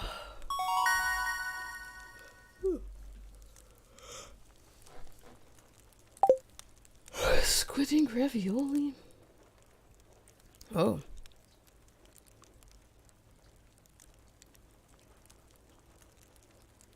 Yeah, let's do that.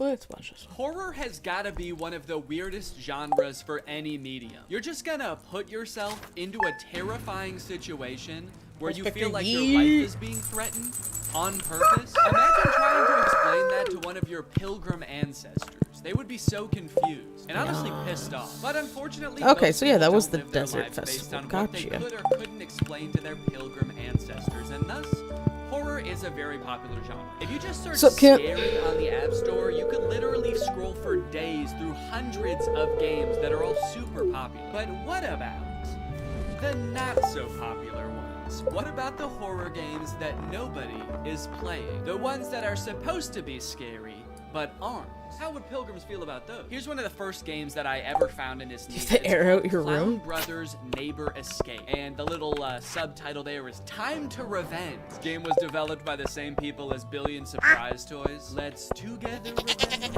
Meet the new game about clown neighbor brothers who want to avenge their dead criminal clown friend. Whoa, my children. Okay, multilingual king. I like it. Several years ago, you brought justice to a scary criminal clown neighbor and destroyed his house. I did? Wow, good for me, dude. I do not remember doing that. But recently, you saw that the house was restored and the clown brothers settled in it. You are sure that they want to continue the work of their colleague.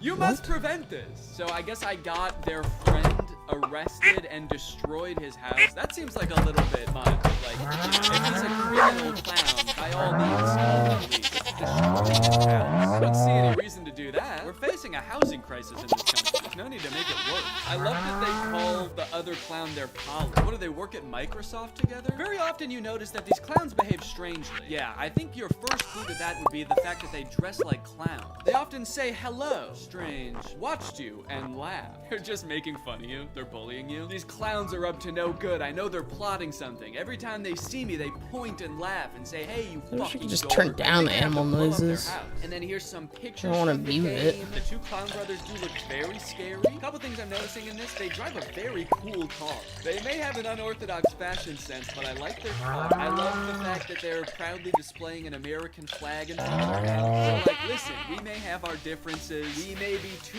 clowns from hell, but Yeah, I'm not gonna share I'll my be invite damned code. if this Wait, isn't 1, the 2, greatest 3, nation 2, on 3, Earth. Okay, so it looks like they're making a bomb too. So they're like clowns and terrorists. One interesting thing about clown media, whenever clowns are portrayed Clown as media. scary, it's like the people who made the media forgot what clowns are. Like they think they're a different species. Being a clown is just a job. It's not like something you intrinsically are. I feel like whoever made this game thinks that clowns are like a type of monster. Really all I'm getting from the game is that the clowns are often feet away from you and staring directly at you.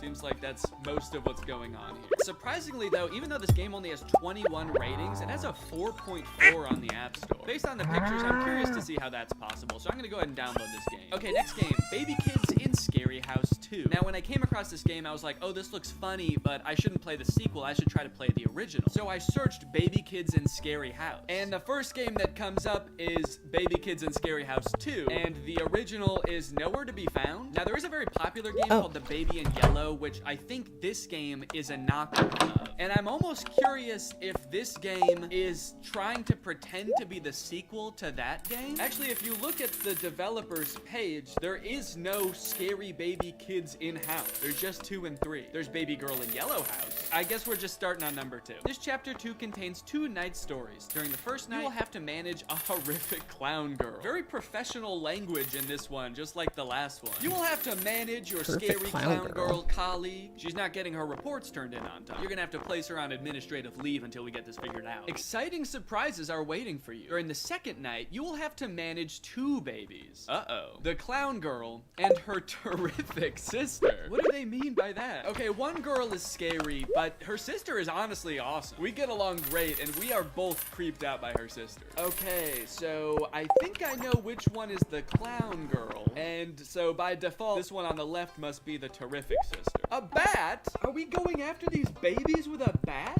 Look, the clown girl may be scary, but that seems a little bit drastic. Okay, looks like the baby is performing some kind of satanic ritual here. The terrific sister is floating down the stairs. That's fantastic. Being a new father, I feel like I could really get into this game, because my baby's not scary at all. But what if he was? Download. This next one's a little bit different.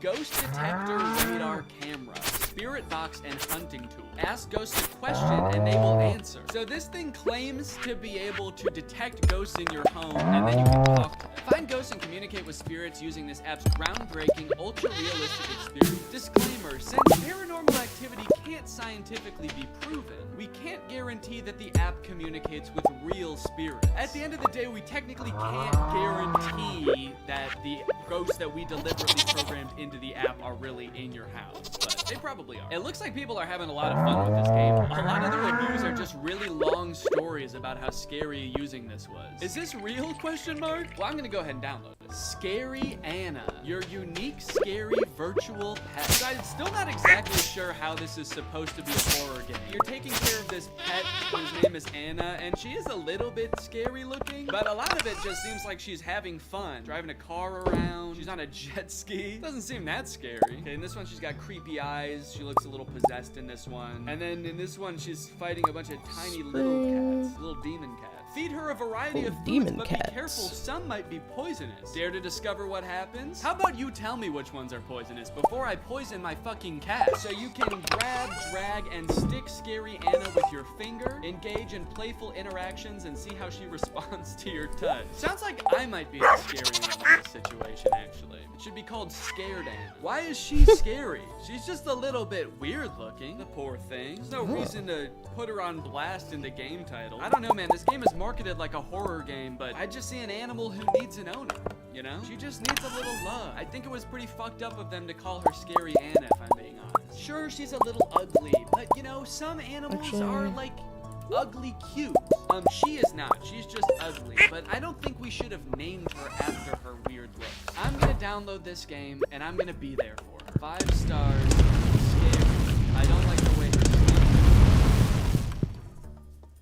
Okay, I don't know if I'm gonna like this game. Before we get into these games, I want to thank Opera Browser for sponsoring this video. I've been using Opera Browser for a while now, and it has really helped increase my productivity while writing and planning videos. It is faster, safer, and smarter than default browsers, which means it has a ton of features that make my process much smoother. Like Opera's native in-browser AI called Aria, which makes it really easy to get answers and do some surface-level research really quickly and easily. While browsing, you can highlight any word or term that you're not familiar with and ask Aria to briefly explain it, or you can just ask it questions like, what are some of the worst horror games on the App Store? The great thing about this is not only does it give you some great starting points, but it also links to the relevant pages for each answer. Tab islands are Opera's way of organizing tabs by grouping similar tabs together so you can save space and time. This is really helpful when I'm writing videos because I can have multiple Google Docs open, multiple YouTube videos open. They can easily be grouped together so I don't get overwhelmed because I am easily distracted. They also have an ad blocker and a VPN integrated into the browser for free. This browser is like a million useful things bundled into one app. It's crazy. Also, I just like the way it looks. It's got a cool style and I like the cut of its jib. In a world where it seems like every browser wants to look like the same boring app, I appreciate that Opera is different. They've got cool wallpaper, some of them are even animated. How fun is that? So if you want to check out Opera, it's totally free. Just use my link in the description to download Opera today. Thank you to Opera for sponsoring this video. Thank you to you guys for checking out Opera. And now, let's game. Alright, first game, the Clown Brothers. Alright, right off the bat, we have a... I think they just said they're preparing for atomic war. The clowns start to dish out the lore right away in the title screen. 1, they're preparing for atomic war. 2, they are good neighbors. And 3, they are going to kill you. At the start of every level, the game gives you an objective. We've all seen these types of games before. The whole game is just a series of boring objectives like find the key and unlock the door. But what's really special about this game is it only gives you like 1 second to read the objective. Back in town, you find out that the friends of the they spawned into this neighborhood street. I see my clown neighbor walking around, so that must be the clown's house. Now, I gotta give these clowns props because not only is their car cool as hell, they also live in a huge mansion. Right away, dude, they live in a freaking mansion. Oh my god. There must be a ton of money in making nuclear bombs and killing your neighbor. What do these clowns do for a living? Turns out they're like lawyers and doctors. They actually are like really making the world a better place. And speak of the devil, here comes one now. Oh! Okay. I thought he was gonna kill me. He just came up and stood like this. I mean, pretty scary thing for your neighbor to do, but for your Russian spy terrorist clown neighbor, all things considered, not that bad. Every time you die in this game, of course you get an annoying ad, but I recently learned a cool little trick. If you turn off Wi-Fi and use airplane mode, the ads can't load, which makes this game way less annoying. I'm still getting an ad, but it's for nothing. And this worked for a while, but eventually I did somehow get an ad again. How did this ad load? I have Wi-Fi and airplane mode turned off. How did I get an ad? Are some ads just baked into the game? Mysterious indeed. What are these clowns hiding, and what does it have to do with Chicago's best party tent? Okay, can I read this time? Back in town, we find out that... Oh. Eventually, I figured out the first mission was to find a green key and a gray key and unlock a special room. The problem being, this house is fucking gigantic. And no offense to these clowns and their interior decorating prowess, but every room looks exactly the same. So I spent like a half an hour walking from room to room, not sure where I was, which rooms I had already explored. I might have been walking back and forth between the same 2 rooms for like 15 minutes, to be honest. Oh. I got you, young man. I gotta be honest, dude, I'm not an evil clown, but if I caught my neighbor walking around in my house, even my reaction would be more extreme than theirs. I feel like they're honestly letting me off the hook pretty easy. You know, it'd be easier to avoid them if they could just stay in one room of their house like normal people. I guess this is just what makes them so fucked up in the head. They don't just hang out in one room, they're constantly milling about. You know, you're not gonna finish your bomb if you never stay in one room for more than 3 seconds. I decided to take a brief break from the clowns to explore what I assumed to be my home, and I was pretty confused with what I found. What's up? Is this my house? It's a very open floor concept I've got going on here. bear trap on the table? I feel like I've got my own demons to work on before I go try to bring these clowns to justice. I'm living in a gigantic room made of sheet metal, and I've got a bear trap on my desk. What I didn't know then is those bear traps are actually one of the only semi-interesting parts of this game, because it turns out you can actually pick them up and trap the clowns with them. Oh, he's trapped! Haha! I'll have to check it out another time. Oh, what happened? It disappeared. Somehow this steel trap that is meant to maim 500-pound bears does not kill the clowns. I'm just getting through It's my just a minor subscription box right now. inconvenience at most. These clowns are honestly Yeah, super wait, I have zen. fertilizer. Nothing gets to these guys. How does that happen? What did he do to the bear trap? It's worse than I thought. These clowns fucking eat metal. Oh, and here he is. I finally finished the first level after what felt like an eternity. Let's go. Mission complete. And I'm back outside for some reason, even though I was just in the security room. I had to go out for a breather, take a quick smoke break, and then it's back into the clown house. The next mission, find a book. And in order to do that, you have to find a gray and green key. Oh my god. All right, scary clown neighbors. Would I say that it was scary? Not really, just frustrating and boring. Next game, Scary Baby in Kids House. Scary Kids. Creepy Baby House 2. For 99 cents, Creepy Baby House I 2. can get rid of the ad. Do I really want to do that? This game that I'm going to play for like 30 minutes max? Is that worth 99 cents? I'm already doing it. The beginning of the game starts off pretty normal, just doing some normal babysitting activities. So here's the baby. The clown baby. Hello, I will be back home after I finish my work. So not only are we dealing with a clown baby, we're dealing with Robo-Mom too. Hello, I hope you find my baby is not too evil today. I will be home by 8. Sorry you've never seen me in Dog, person. move, I swear thank you. I'm not a robot. Sweet little baby, let me pick you up. Holy cow, you can really fling this shit around. Why are they like this too, holding up little finger guns? Nothing scarier than a clown baby going, hey, how's it going? I feed the baby, take her to change her diaper when she starts farting like crazy. But that's when things start to get a little weird. Okay, here's the diaper. Oh, good thing we have one diaper laying on this table. That's gonna be,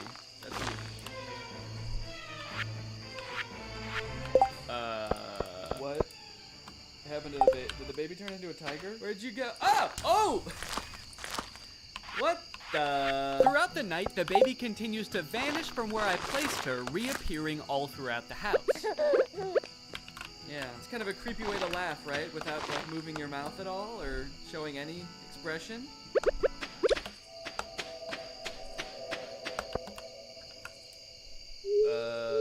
So that's kind of weird. This makes it seem like the tiger's actually the evil one.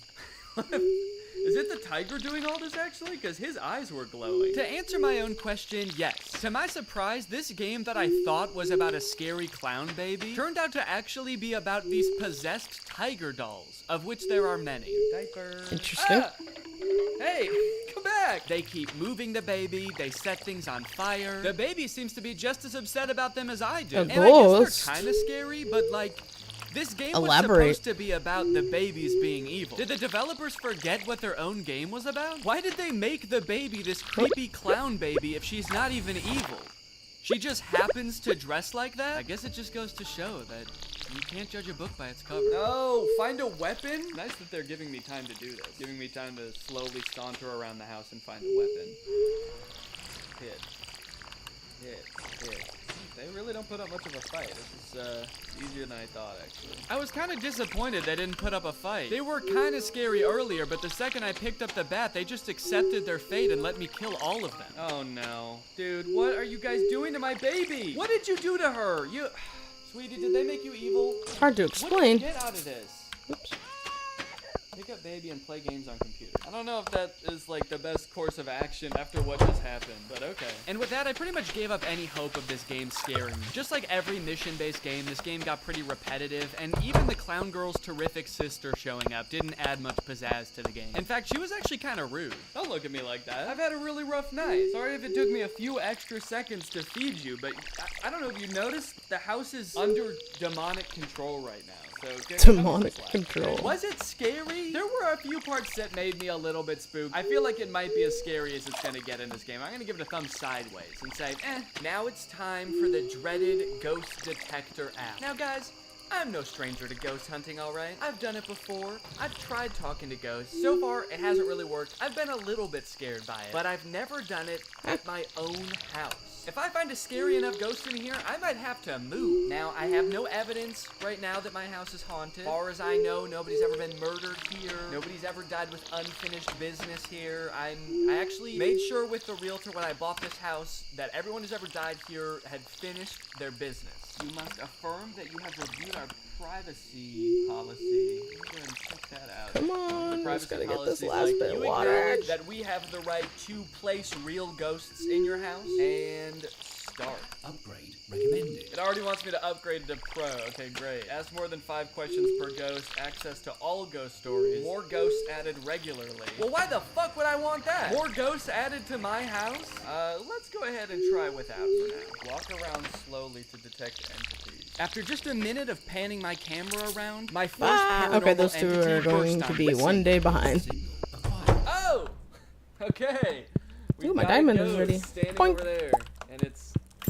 Oh, it's actually like interacting with... Oh, that's kind of weird.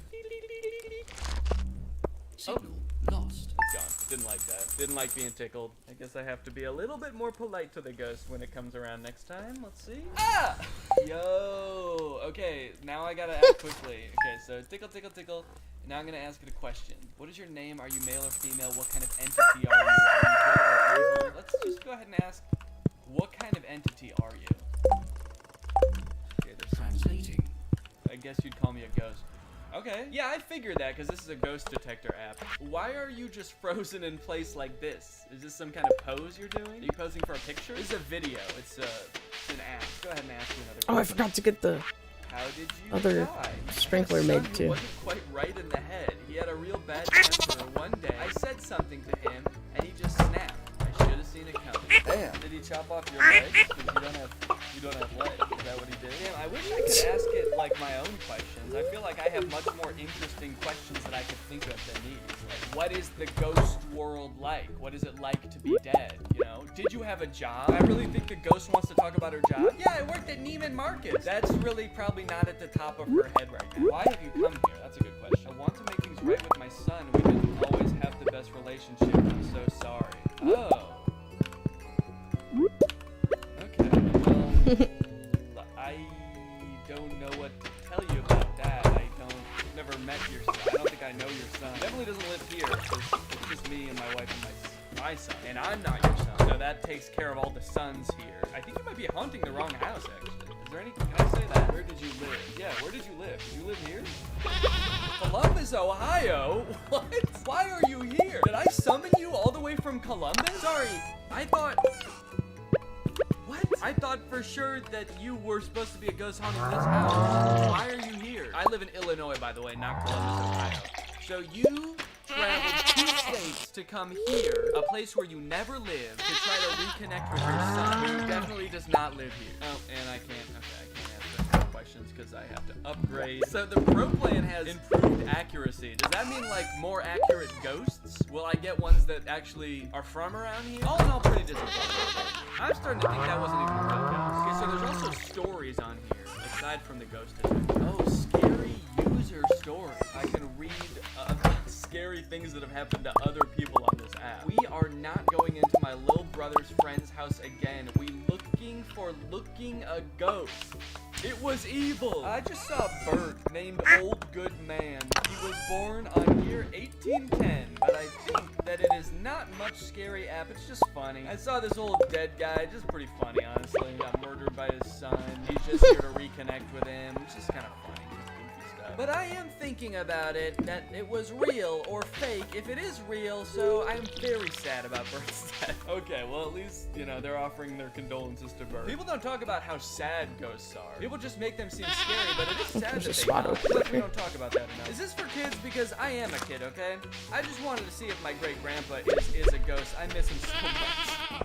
Oh, dude. That's just kind of sad. That just makes me feel sad. They just wanted to see if their great-grandpa was still here. They probably opened up the app and saw some ghost like... I decided to walk around to see if I could find ghosts in other corners of the room. And to my surprise, it turned out there was a ghost right where I was sitting the whole time. So it turns out there's a ghost actually right where I'm sitting. Strangely though, this ghost didn't appear on the minimap, and I also couldn't click on it to interact with it. Okay, I don't know what this is supposed to be. Hello? Because it hasn't said like entity detected or anything. Does the app not know that this thing is here? Ghost is just going rogue. Bird? Alright, well, was ghost detector camera scary? No. It was kind of just sad. Alright, it's the next day. Let's play Scary Anna. Scary Anna would like to access the microphone. Uh-oh. Do I get to talk to Scary Anna? Oh, wow. Okay. Wow, no. Hello? Hello? Okay, she talks back. That's cool. Okay, she talks back. That's cool. So interesting. There's no menu screen or anything. You just get plopped right into the game face to face with this cat. And I will say, you know what? She is scary. Actually, she is a scary pet. I'll give her that. So I have to buy food at the store. I'm moving my finger on the screen. She's following it around with her creepy bloodshot eyes. What happened to this cat? I bought little Anna some chips, some chicken wings, and I fed them to her. And look at her. She is looking better already. I am doing a great job and being a great pet owner. Wants me to buy more food at the store. Oh, what? Oh my God! Wait, I'm dragging her around. Yo, what the? What the fuck? Oh my God, that's so violent. Anna, I'm sorry. I didn't know I was gonna do that. That was really uncalled for. I'm not gonna do that. Okay. In fact, let's go ahead and wash you off. Maybe we can take a bath. It'll be a little scary when you're clean. You do look a little less scary. Look at you. Oh, that filled up your little toilet meter. Okay, maybe now we need to go to sleep. Definitely not how I was expecting you to sleep, but okay. Anna becomes a little bit less scary with each new task that you complete for her, proving my theory that she just needed a loving owner correct. To increase Anna's happiness, there are 3 games to play. There's Mortal Anna, in which Anna battles an onslaught of scary Juans in a coliseum. Oh shit. Oh, am I not in Discord? Kind of good. I This forgot. fighting actually feels like a real video game. It like goes into slow-mo when you kill a Juan and everything. This, for whatever reason, makes Anna ecstatic. She is a bloodthirsty monster and loves killing her some Juans. Then there's Hill Climber and Wave Race. Leroy, why? I definitely wouldn't say this game is scary. I'm actually having a great time right now. This is a beautiful scenic drive. I guess the only thing scary about it is Anna herself, but she's getting less scary by Sending the me minute. suggestive And if it pictures was of that she Stardew was only characters scary because she in was Discord, Leroy. malnourished, sad, and tired, then really it was my fault that she was even scary in the first so place. I was shiny. just not taking care of my boy. cat. And then I have the gall to name her Scary Anna. So is this really the only way to make your cat happy? Get him on a jet ski? Your cat's gonna look just like Scary Anna unless you do this with them constantly. You need to put them in a little ATV going up hills and stuff. You need to put them in a jet ski. They need to kill Juans, quite frankly. Damn. Well, that's definitely not gonna make her happy. I did, yeah. I've 100%ed one game. At one point, I even overfed her, and she got a little bit chubby. Oh wait, I fed her too much. Okay. Well, I'll clean her off. I didn't know that you could overfeed her. I'm sorry. Will probably be my eventual goal for this one.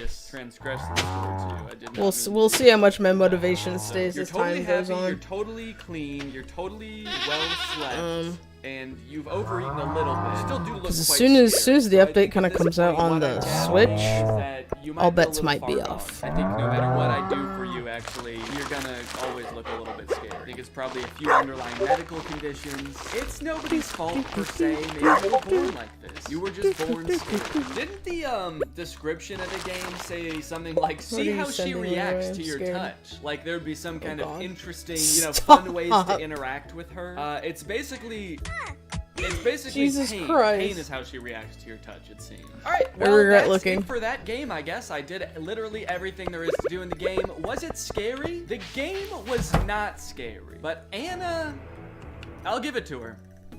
She's scary. Well, even though I wasn't really scared by any of these horror games, I do feel like I'm walking away from them with a new lifelong friend.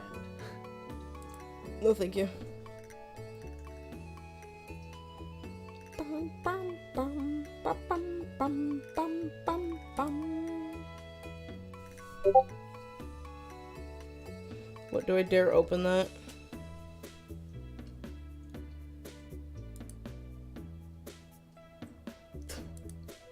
Oh god. Yeah, Leroy keeps sending Stardew porn pictures. Cease! Leroy. Jesus Christ.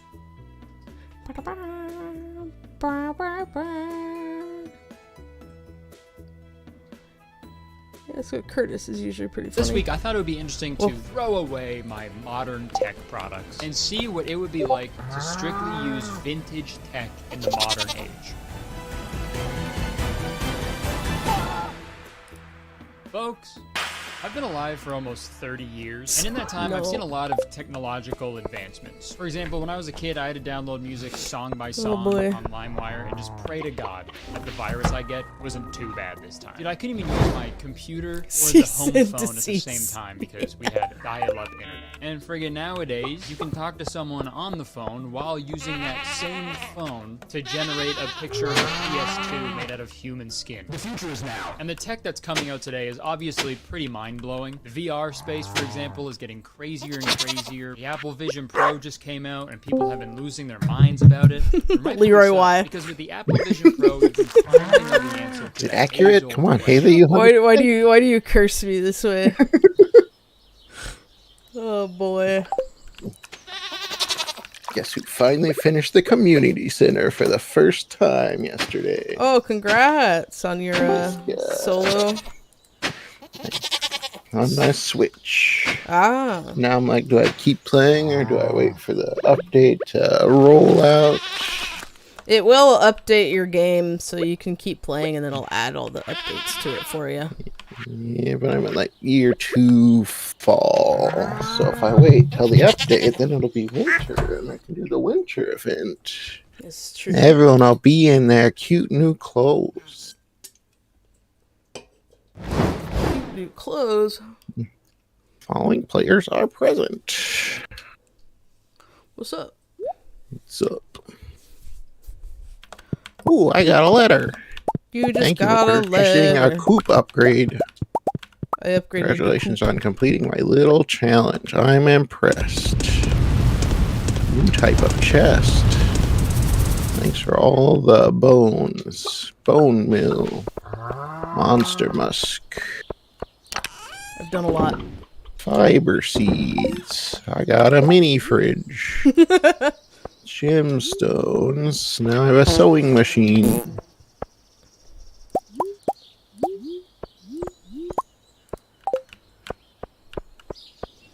You got all sorts of stuff. Yeah, where do I put my fridge? Mini fridges can only be placed in houses with a kitchen. Alright, fuck me then. That is kind of fucked up. That way you can, like, cook and everything's just in the fridge. Yeah. But still. Can you upgrade your house? Your little cabin? I don't know. I don't know much about co-op. You have 5 fridges now. I have a lot of fridges, yeah. I got a lot of cooking stuff. I can't even use it as a shitty chest. You can't. That'd be funny though if you could. Yeah, I'm looking forward to the Desert Festival. Desert Festival. Yeah. Oh wait, oops. Yeah, I'll help. Thanks. I need to go make one more Spelunker. Spelunker. Alright, what was I doing? How was I gonna chaos gremlin today? Oh, Jesus.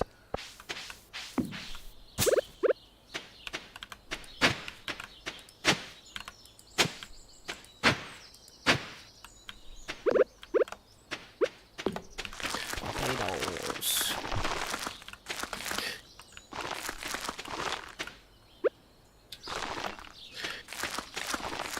I'm gonna build a pond so we can clone all Ethan's fish.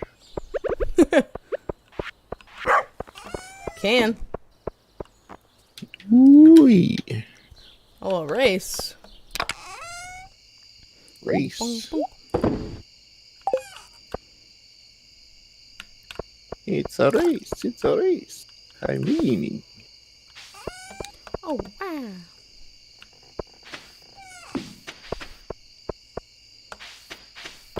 Hey, what are you doing?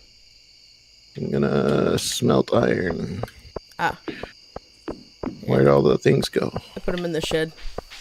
Shed. That's where pigs go. I got 3 open right now. This isn't even the large shed. Nope, not yet. Gotta upgrade it. I spent all my money on crops for the season. Craps. Craps.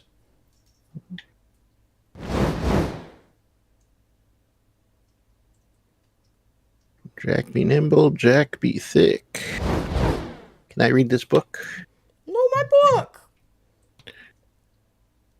Ancient Trove.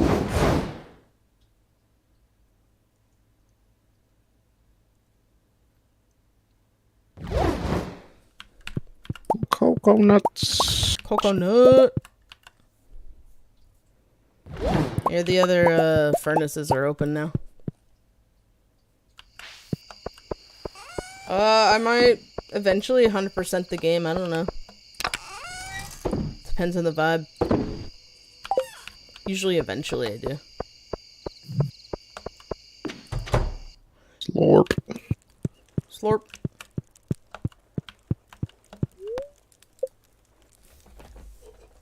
Florf has gone to bed, but there's so much to do, Haley. So much to do at 10:30 p.m.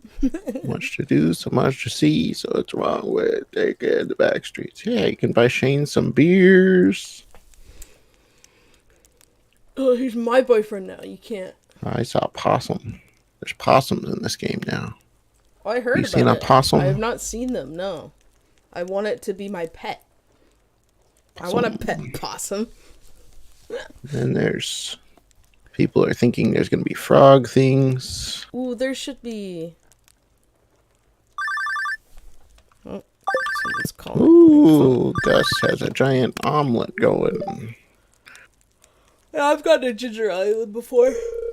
A rare visit from a very dear friend. I've 100% of the game with Ginger Island before. Very famous giant omelet. Everyone's eating omelet. 11:30 p.m. Actually, don't have pigs on my farm yet. Mushrooms are a tad chewier than last year. Oh, time doesn't stop while I'm in a cutscene. No, it does not. There's a little skip button in the bottom right, though. Oh, thanks. I like my real room too, and my chaos Stardew room. I got Someone's been in my trash cans. like baby is in her kennel, and I think Daisy is sleeping on my bed.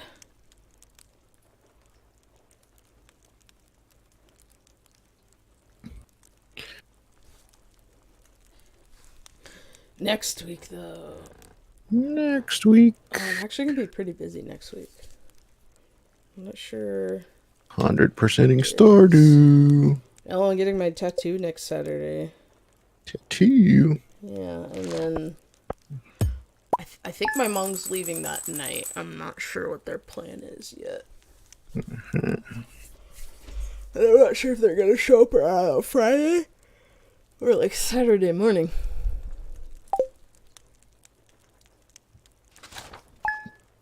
Your progress has been saved.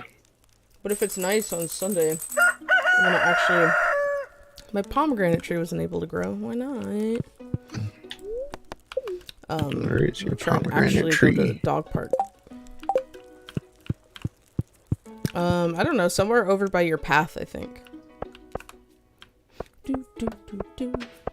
No, there's.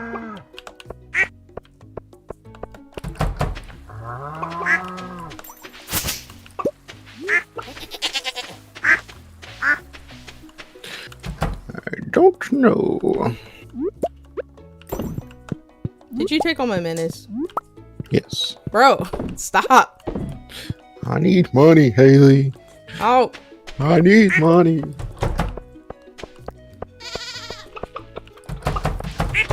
I need money.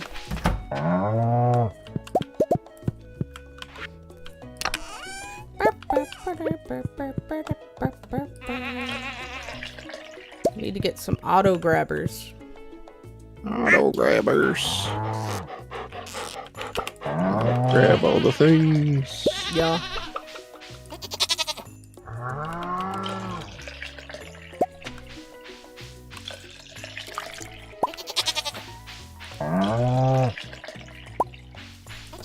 Oh boy, I caught green algae.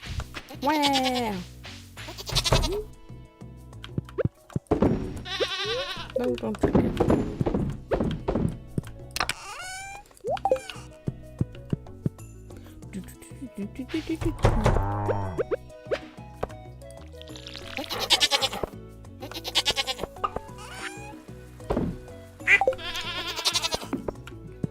Okay, why is the pomegranate tree not growing?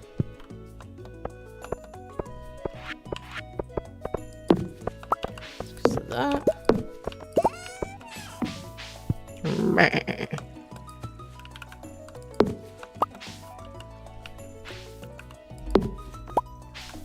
There.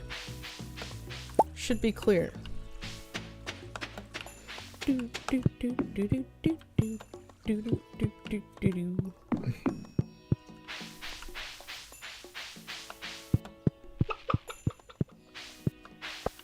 Oh, hey, Willie. Willie's gonna tell me I can pan for gold now. Oh, shit. Willie's, not Willie. Linus is shitting in the... Is he shitting in a in the bush? water. Oh. Water's never been cleaner. Time to pollute. Time to pollute. The same goes for me. Hee hee hee. No, no, no.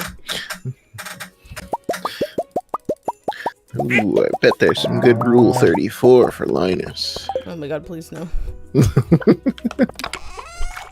Please. Think of the children.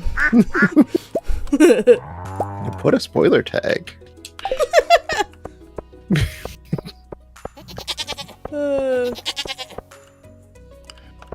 Oh, thanks. I might check out the mods someday. I don't know. I just have so much fun in the general vanilla game, I'm not gonna lie.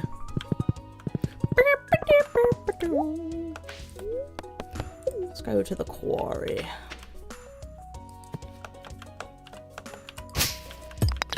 I tried to install a bunch of mods once and they like didn't take or whatever, so.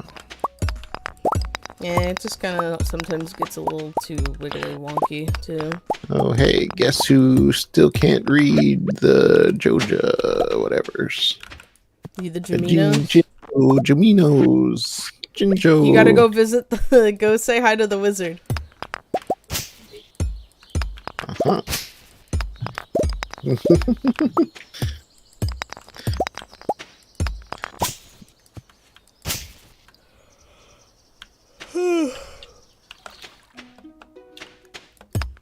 Bum, bum, bum. Wizard. Bum, bum, bum, bum, bum. Do, do, do, do, do, do, do. Grindy. Hi, Harvey. Do, do, do. I need a dandelion. Is that Guess what I'm what? holding? Oh It shit, might I'm be. holding a dandelion. Just like look at your hand like Don't eat the dandelion. Don't eat the dandelion. I think there's a setting where you can put it where you Alright, pocket wait. whatever's in your hand. Where the fuck is Marty? There's a mod where you can date Willie. There's a whole sex mod where you can bang everyone in town in the bathhouse. Please no. If you scroll up, you'll find the screenshots. Nah, I'm okay. That was like a year and a half ago or more. You can use your scythe to cut grass. Holy shit. my god. I fucked up. Mr. Spot is $500,000. Haley, I need $500,000 for a purple turtle. Jesus, I don't have that. I want the purple turtle too. I need $500,000. Let's sell Ethan's fish. He won't mind. Ethan, we got a purple turtle. Don't worry, we named it Ethan. We named it Ethan. Anyway, can you get us $500,000 again so we can get a second one? And then we can sell them. Think of the cash rolling in after that one. Think of the children! Oh, I have to go talk to the wizard. The Wizard of Oz? Wonderful Wizard of Oz. Why don't we have the greenhouse yet? Because we need to get the quality crops. Quality crops. Yeah, it's always the last one I'm able to get. Quality parsnips. What do we need? Tate, Evelyn, and George. Come on. Mr. Spots turning in all of those Baja Blast points. Making it fart up in here. How come when I try to spam farts, I can't buy anymore? I think I do put a limit on it, but I don't know what it is. And honestly, it's pretty funny, so. Then you got Mr. Spot buying them all. Hi, The Wonderful Wizard. World of Oz! That's cool.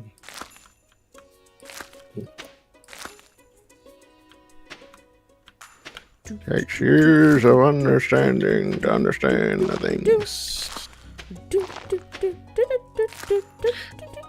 Can we talk to Krobus yet? How do we talk to Krobus? He's in the... What do you mean out of stock? That's what I mean. I think it limits it for like 10 minutes on a single sound, so you can't spam the same sound. I don't know. Let me help fart. Haley, help us ruin your stream. Yeah, I don't have a limit. I have unlimited Baja Blast.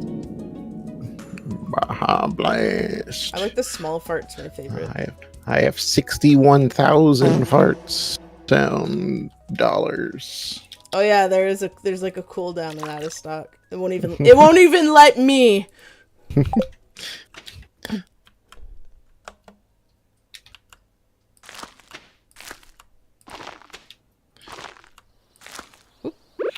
Beep, beep, beep.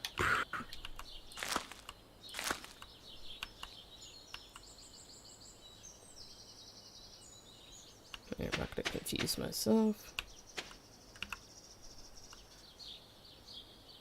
I'm really good at that. Oops. I confused myself. Feeling personally attacked. The farts reign over even me.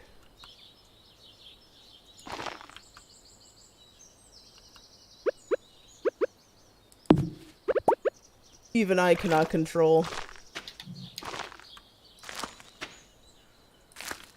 Rain down on me.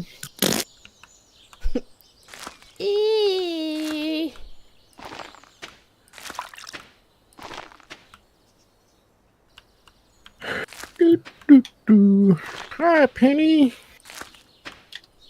Who took my trash?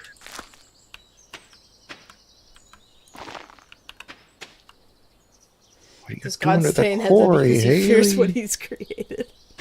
You quoting Spy Kids too? Alright, do we want green beans or Pierre's Prime Produce? 25 gold star vegetables or 100 green beans by the end of the season?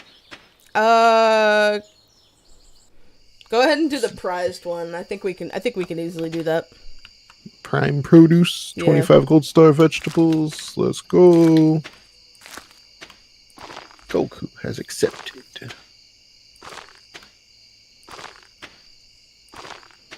Just planting a whole shit ton of trees. I found a tribble light. What are you? Artifact, a long extinct relative of the crab.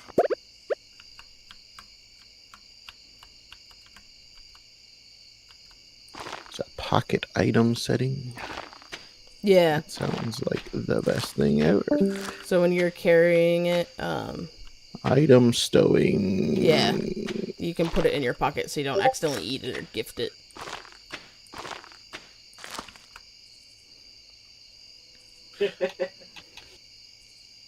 Show advanced crafting information. Ethan just posted our Discord chat. I don't know why I thought opening this at work would be a good idea. You trusted Leroy? Oh god. Gay panicking at Walmart! That's the reality. That's so funny. I found carrot seeds. Sick. I found a farm warp totem. Oh, you can use that to get home. Like right away. Yeah. I know how them totem works. I just hoard them and never use them. I have 6 in my pocket right now. Why aren't we growing coffee? We need coffee beans. Oh yeah, I forgot. I do have coffee beans. I need to plant those.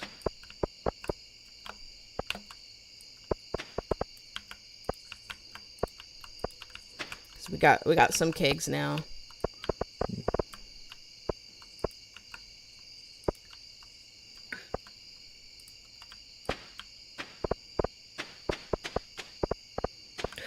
Do do do do do.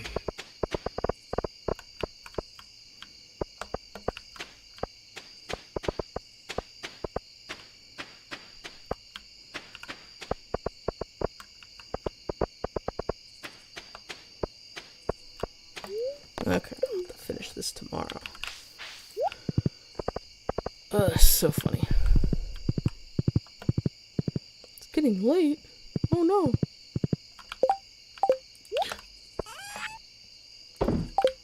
Sorry, I got Ethan fired. Cool, you can pay his third of rent for a while.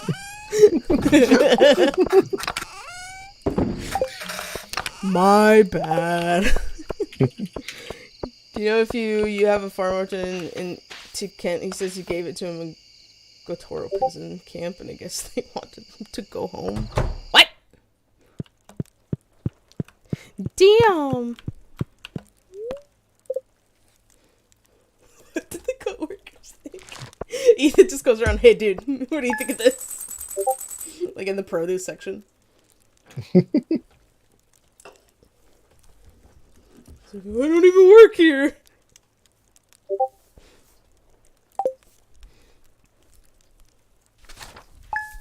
What's consensus accurate? Did you open that one, Haley? I did open that one, yeah. What do you think? Do you think it's accurate? I have no idea. I don't want to participate. Come on, you've 100%ed. Surely you've banged all these men. I mean, yeah, but that's besides the point.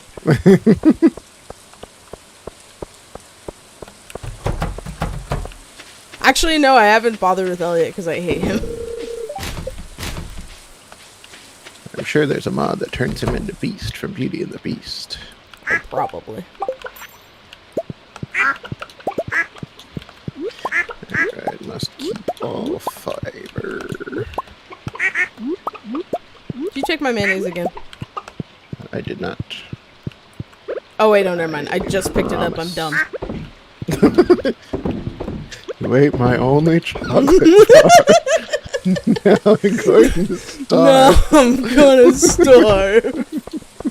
I'm trying to be flat-footing my lollipop.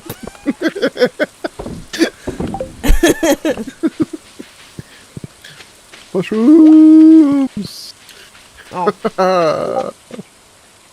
Chomp. Wait, how do you... forget how you emote again. Is it Y? Yes. It's sad.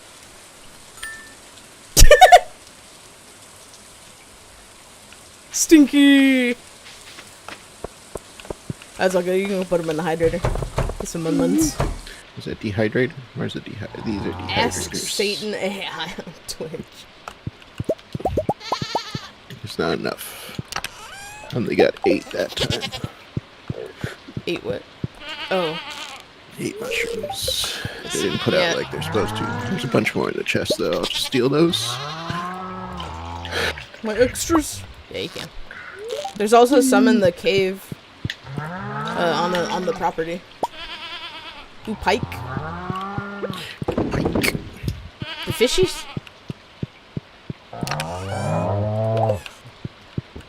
Moo! Moo cow. I don't even know where the cave is on this property. Bottom right. Bottom right. Yeah, just That's the whole not place. right up top where it's supposed to be. It is not. You are correct.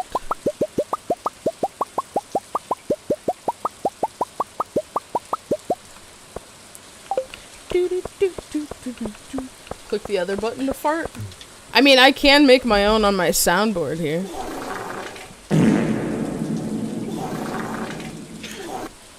They keep trying to download sound effects, and all the websites are like, what if you paid us for all these sound effects that we stole? Yeah, no. And I'm like trying to go to YouTube downloader, and they're like, what if you paid us? I literally use OBS. I record it, and then I go and edit it and turn it into an MP3 file or whatever. Yeah, back in the day, I would use the sound recorder because you could set your system sound as the mic in or whatever. Yeah. And my the first computer I got had like a built-in TV card, so I could use it as a DVR and everything straight from the cable. Oh.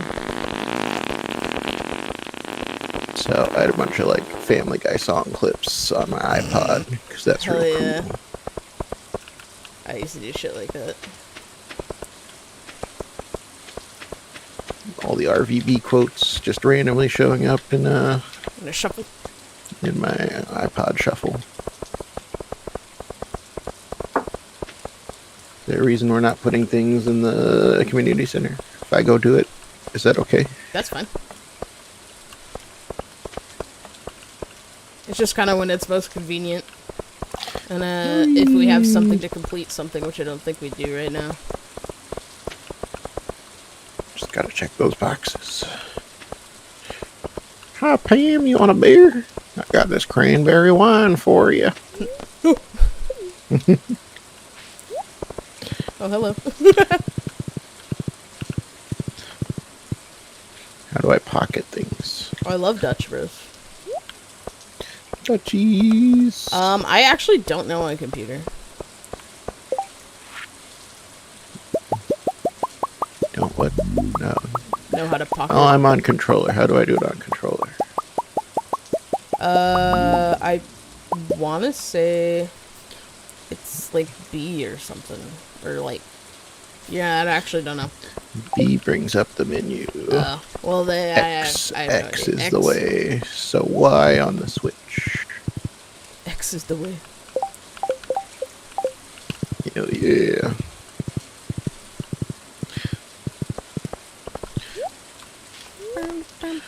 Do we not have 3 apples? I have 3 apples. Oh yeah, I should get some trees. Don't have a pomegranate. Nope. Need an oak. Pomegranate tree is trying to grow. I think I fixed it. Sup, Nicola? How you doing, bro? Why you choose the fruit cave? Get all the things. Hey, I like the Friendship. mushrooms more. I got a recycling machine. I'm both at Dutch. Oh, I'm both a Dutch Bro stand and shitting my pants. Yeah, I literally just had their bobas yesterday. It's my new favorite one right now. Need maple syrup, fried egg. How do we not have a fried egg, Haley? Oh. A fried egg. I think I literally have one in my fridge. There's also maple syrup in one of the chests. We not have honey yet? What's going on? No. Honey, apple, orange, peach, pomegranate, cherry, honey, oil. Do we not have truffle oil? No. Those pigs not putting out? I don't have pigs yet. They're like $16,000. You have $16,000 in your pocket right now? Ooh, I got the perfect amount to finish this. Sick. Alright. No, I can go get a piggy now. Piggy. But I also want the auto grabber. I got bread. Bread. I'm very complex and nuanced like that.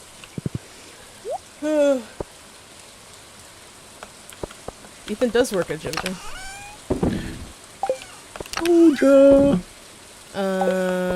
Here is a maple syrup. You can get us a fried egg.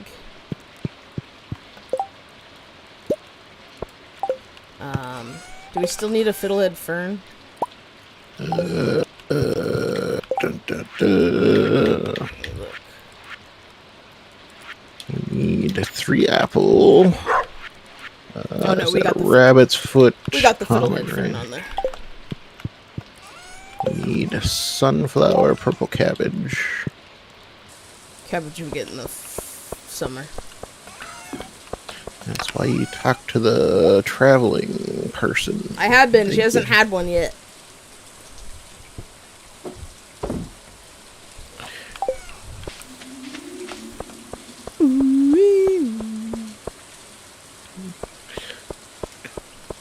Does panning for things actually work out?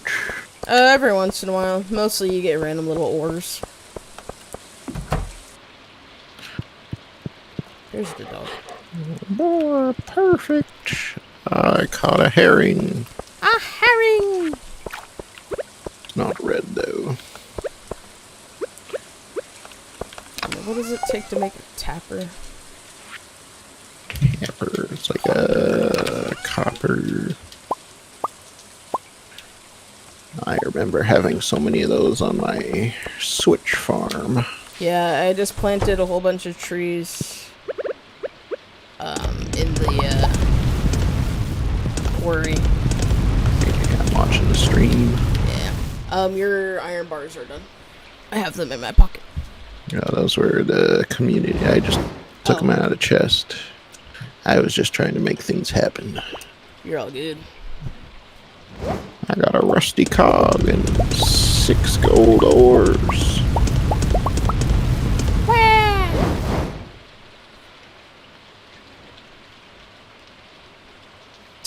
Just don't believe Elliot's dick is that big. Oh boy. Elliot stands hard and tall. He's a character I like the least.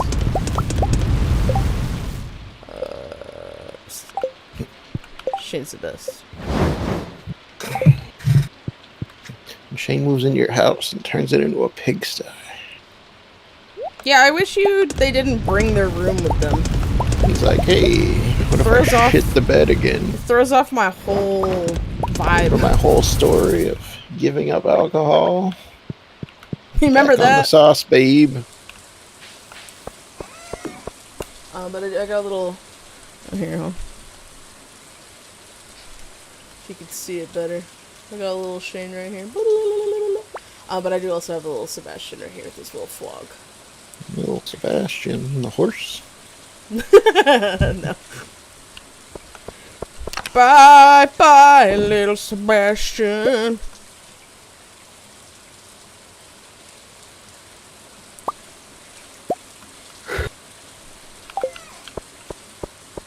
Well, I made Anne watch Mean Girls the other day. The original or the musical? The original. Wait, Anne, have you never seen it before? I don't know if they'd seen it or not. What? Had you seen Mean Girls before yesterday? No, they had not. What? Maybe it was on in the background in college, but I wasn't watching That's so interesting. It's such an icon. I went to theaters to see the original when I was like 11. Yeah. My mom was like, I should not have taken you to see that. Mom, I want to be a plastic. No. That's so fetch, Mom. The musical though is so good. I had so much fun. I got the popcorn bucket. I bought the popcorn bucket from the theater. Mean Girls is a funny and good movie. You can't sit with us. But my mom came all the way from her place to come and watch it with me. So my mom has took me to see the original, and then 20 years later took me to see the musical.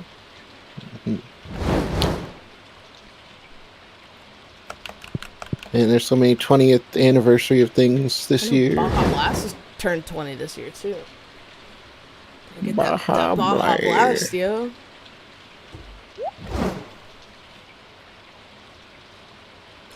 Wait, the internet didn't like the musical?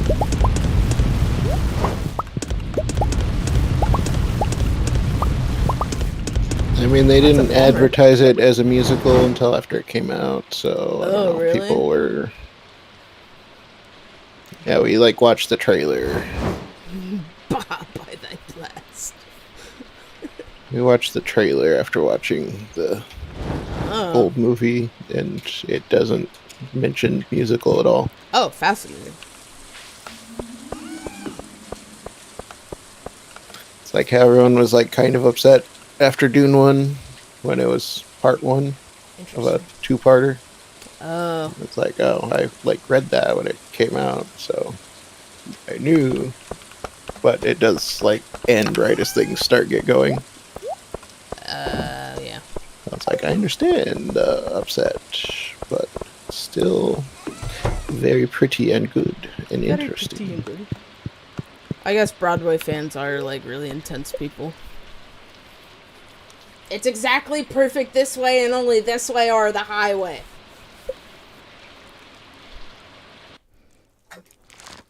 I don't care that films follow different rules. Yeah, exactly. Exactly. Man, I saw a thing that was Ariana Grande married to the dude that did the Did she marry SpongeBob? SpongeBob. I think she married SpongeBob Jesus from the SpongeBoth Christ. musical. They Or are. that's the one, yeah. He literally left his wife and newborn baby for this. He had a wife and family. Literally, like, how old was his baby? Wasn't even a year old yet.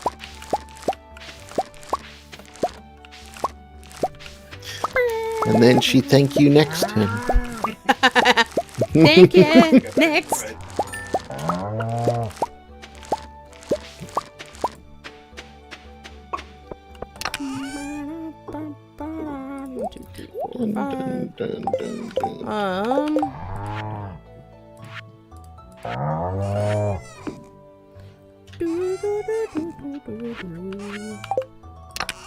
I guess we're not gonna get the pumpkin.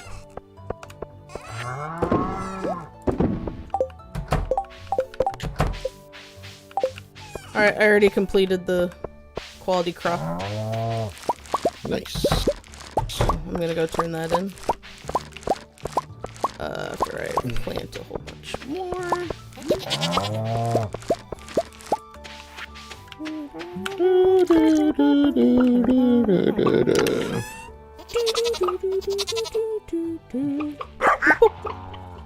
Let's get some flowers going in here, I guess. And some carrots. Well, you can change the fish biting sound. Yeah, I did that once, but then I kept missing it because I just am so trained for the normal noise. Mute animal sounds.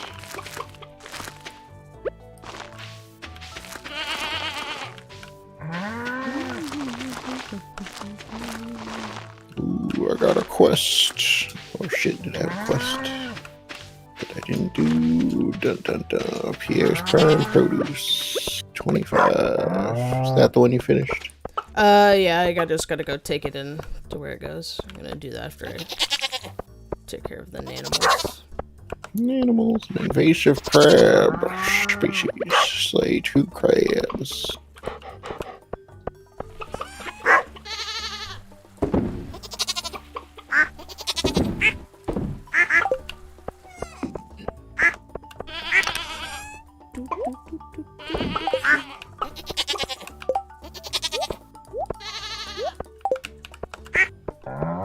Do-do-do-do.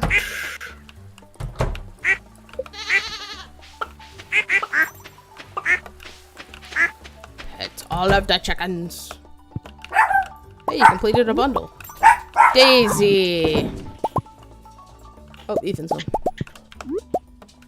I got a keg. So after this day, we'll go ahead. I'm going to take a very short break to go take care of the dogs, and then we can switch over to the forest. Do we got 5 parsnips or 5 melons? How are those quality parsnips I got the quality parsnips with enough to also donate. But we're gonna have to wait for summer for the melons.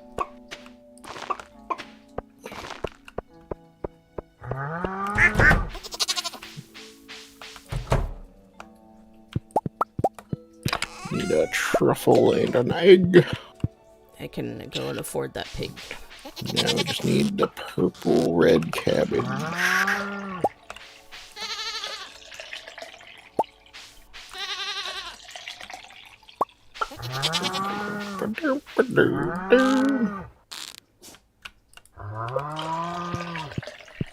Give me a milk.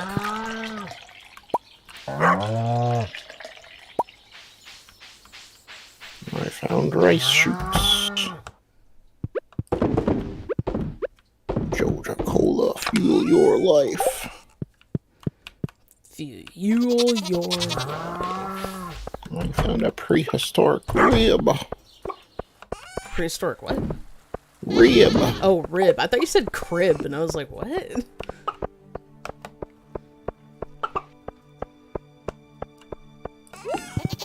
Okay, go hit Pierre's.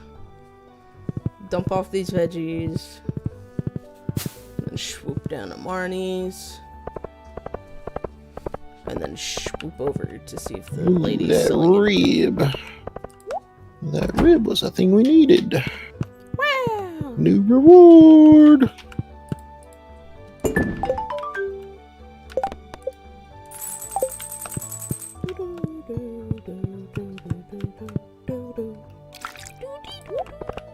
Ooh, triple shot espresso. Sloth skeleton M.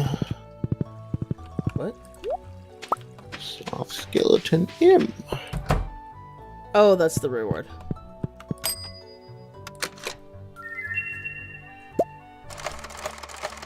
Ooh, a quality sprinkler.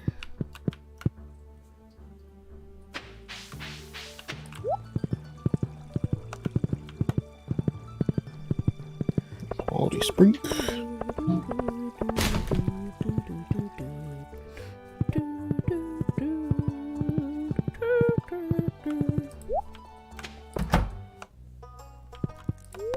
Alright, Marnie, I want that pig.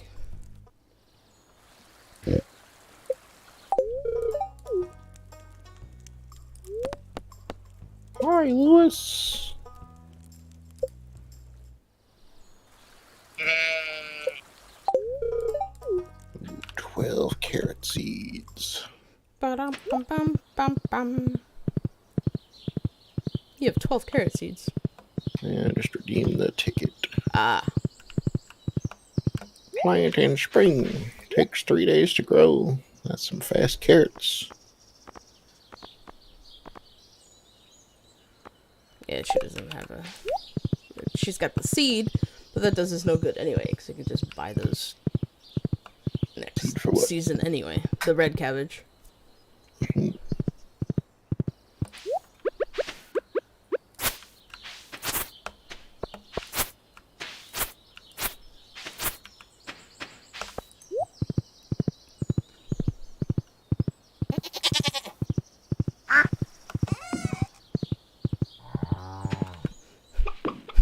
What you got there?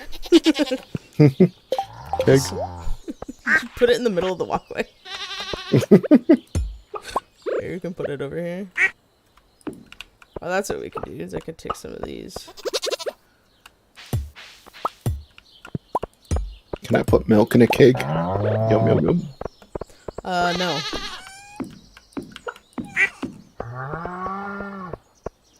I do have hops, though, so you can get that ale going.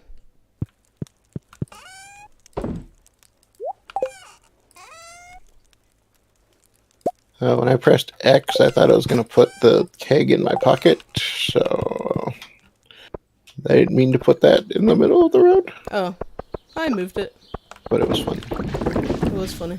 Seems like it just happened right behind the barn, so you didn't see it.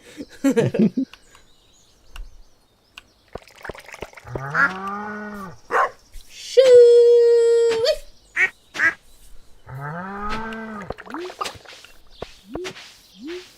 Come on in, animals are going away.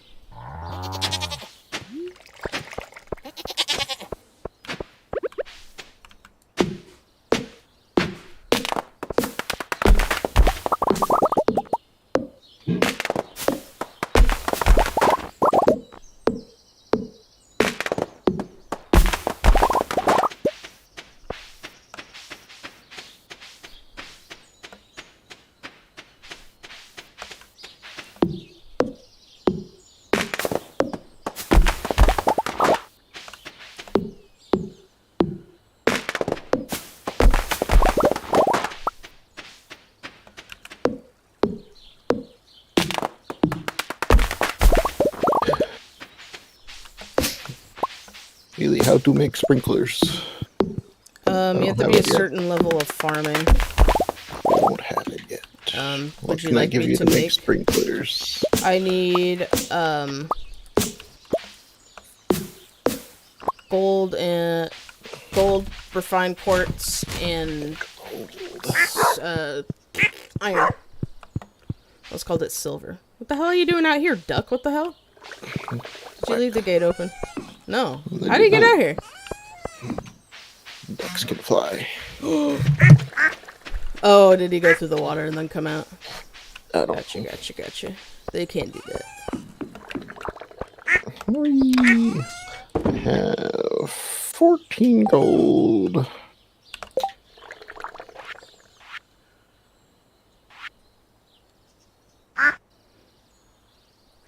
Yeah, mostly need the refined quartz, but...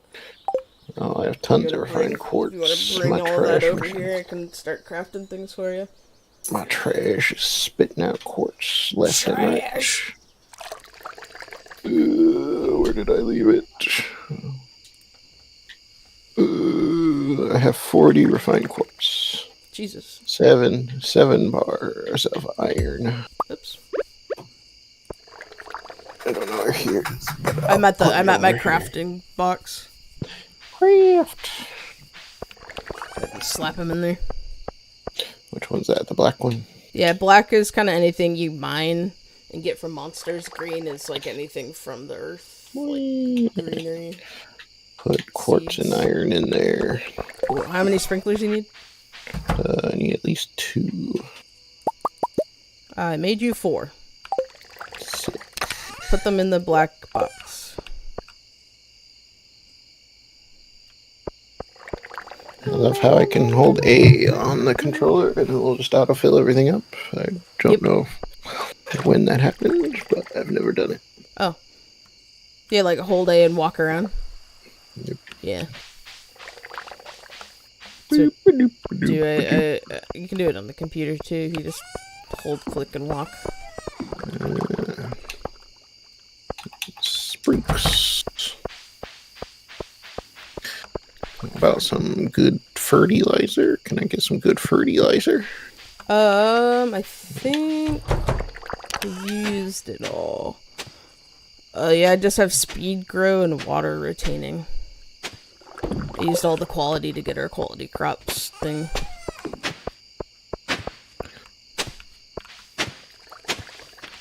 Oh yeah, I should make a couple scarecrows to slap over there too. I got a bunch in the... Oh, you got scarecrows? I don't have them. They're in the redeem thingy. I could redeem them. Redeem thingy. They're in their prizes for finishing the library. Gotcha. Yeah, you can get those and just kind of put some over here. Hopefully they'll be okay for one night alone. Yeah.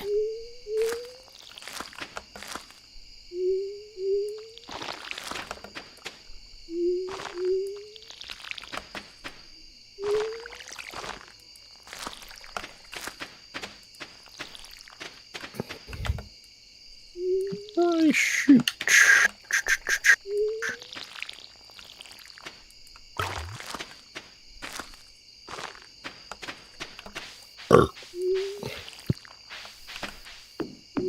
Any more seeds? Dun, dun, dun, dun, dun, dun.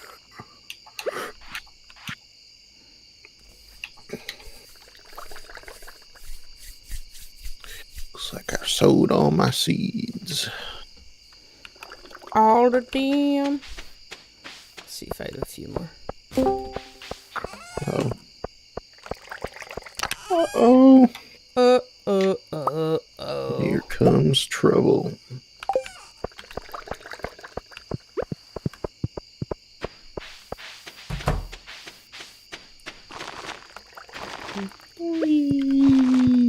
There we go. I filled your empty spots.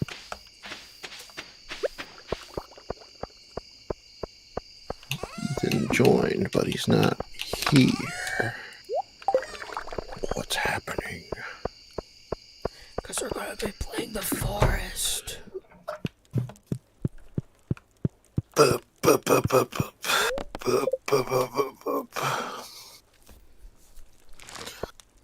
Walmart bathroom. Ooh, Morg Pie is playing Just Dance. She's Just playing Just Dance on her Dance. ass. No, she's just dressed as a cat girl or something.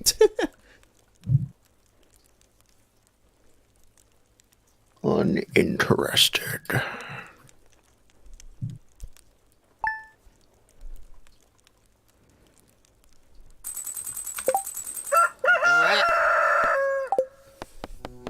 We're going to be switching gears to Sons of the Forest in just a few.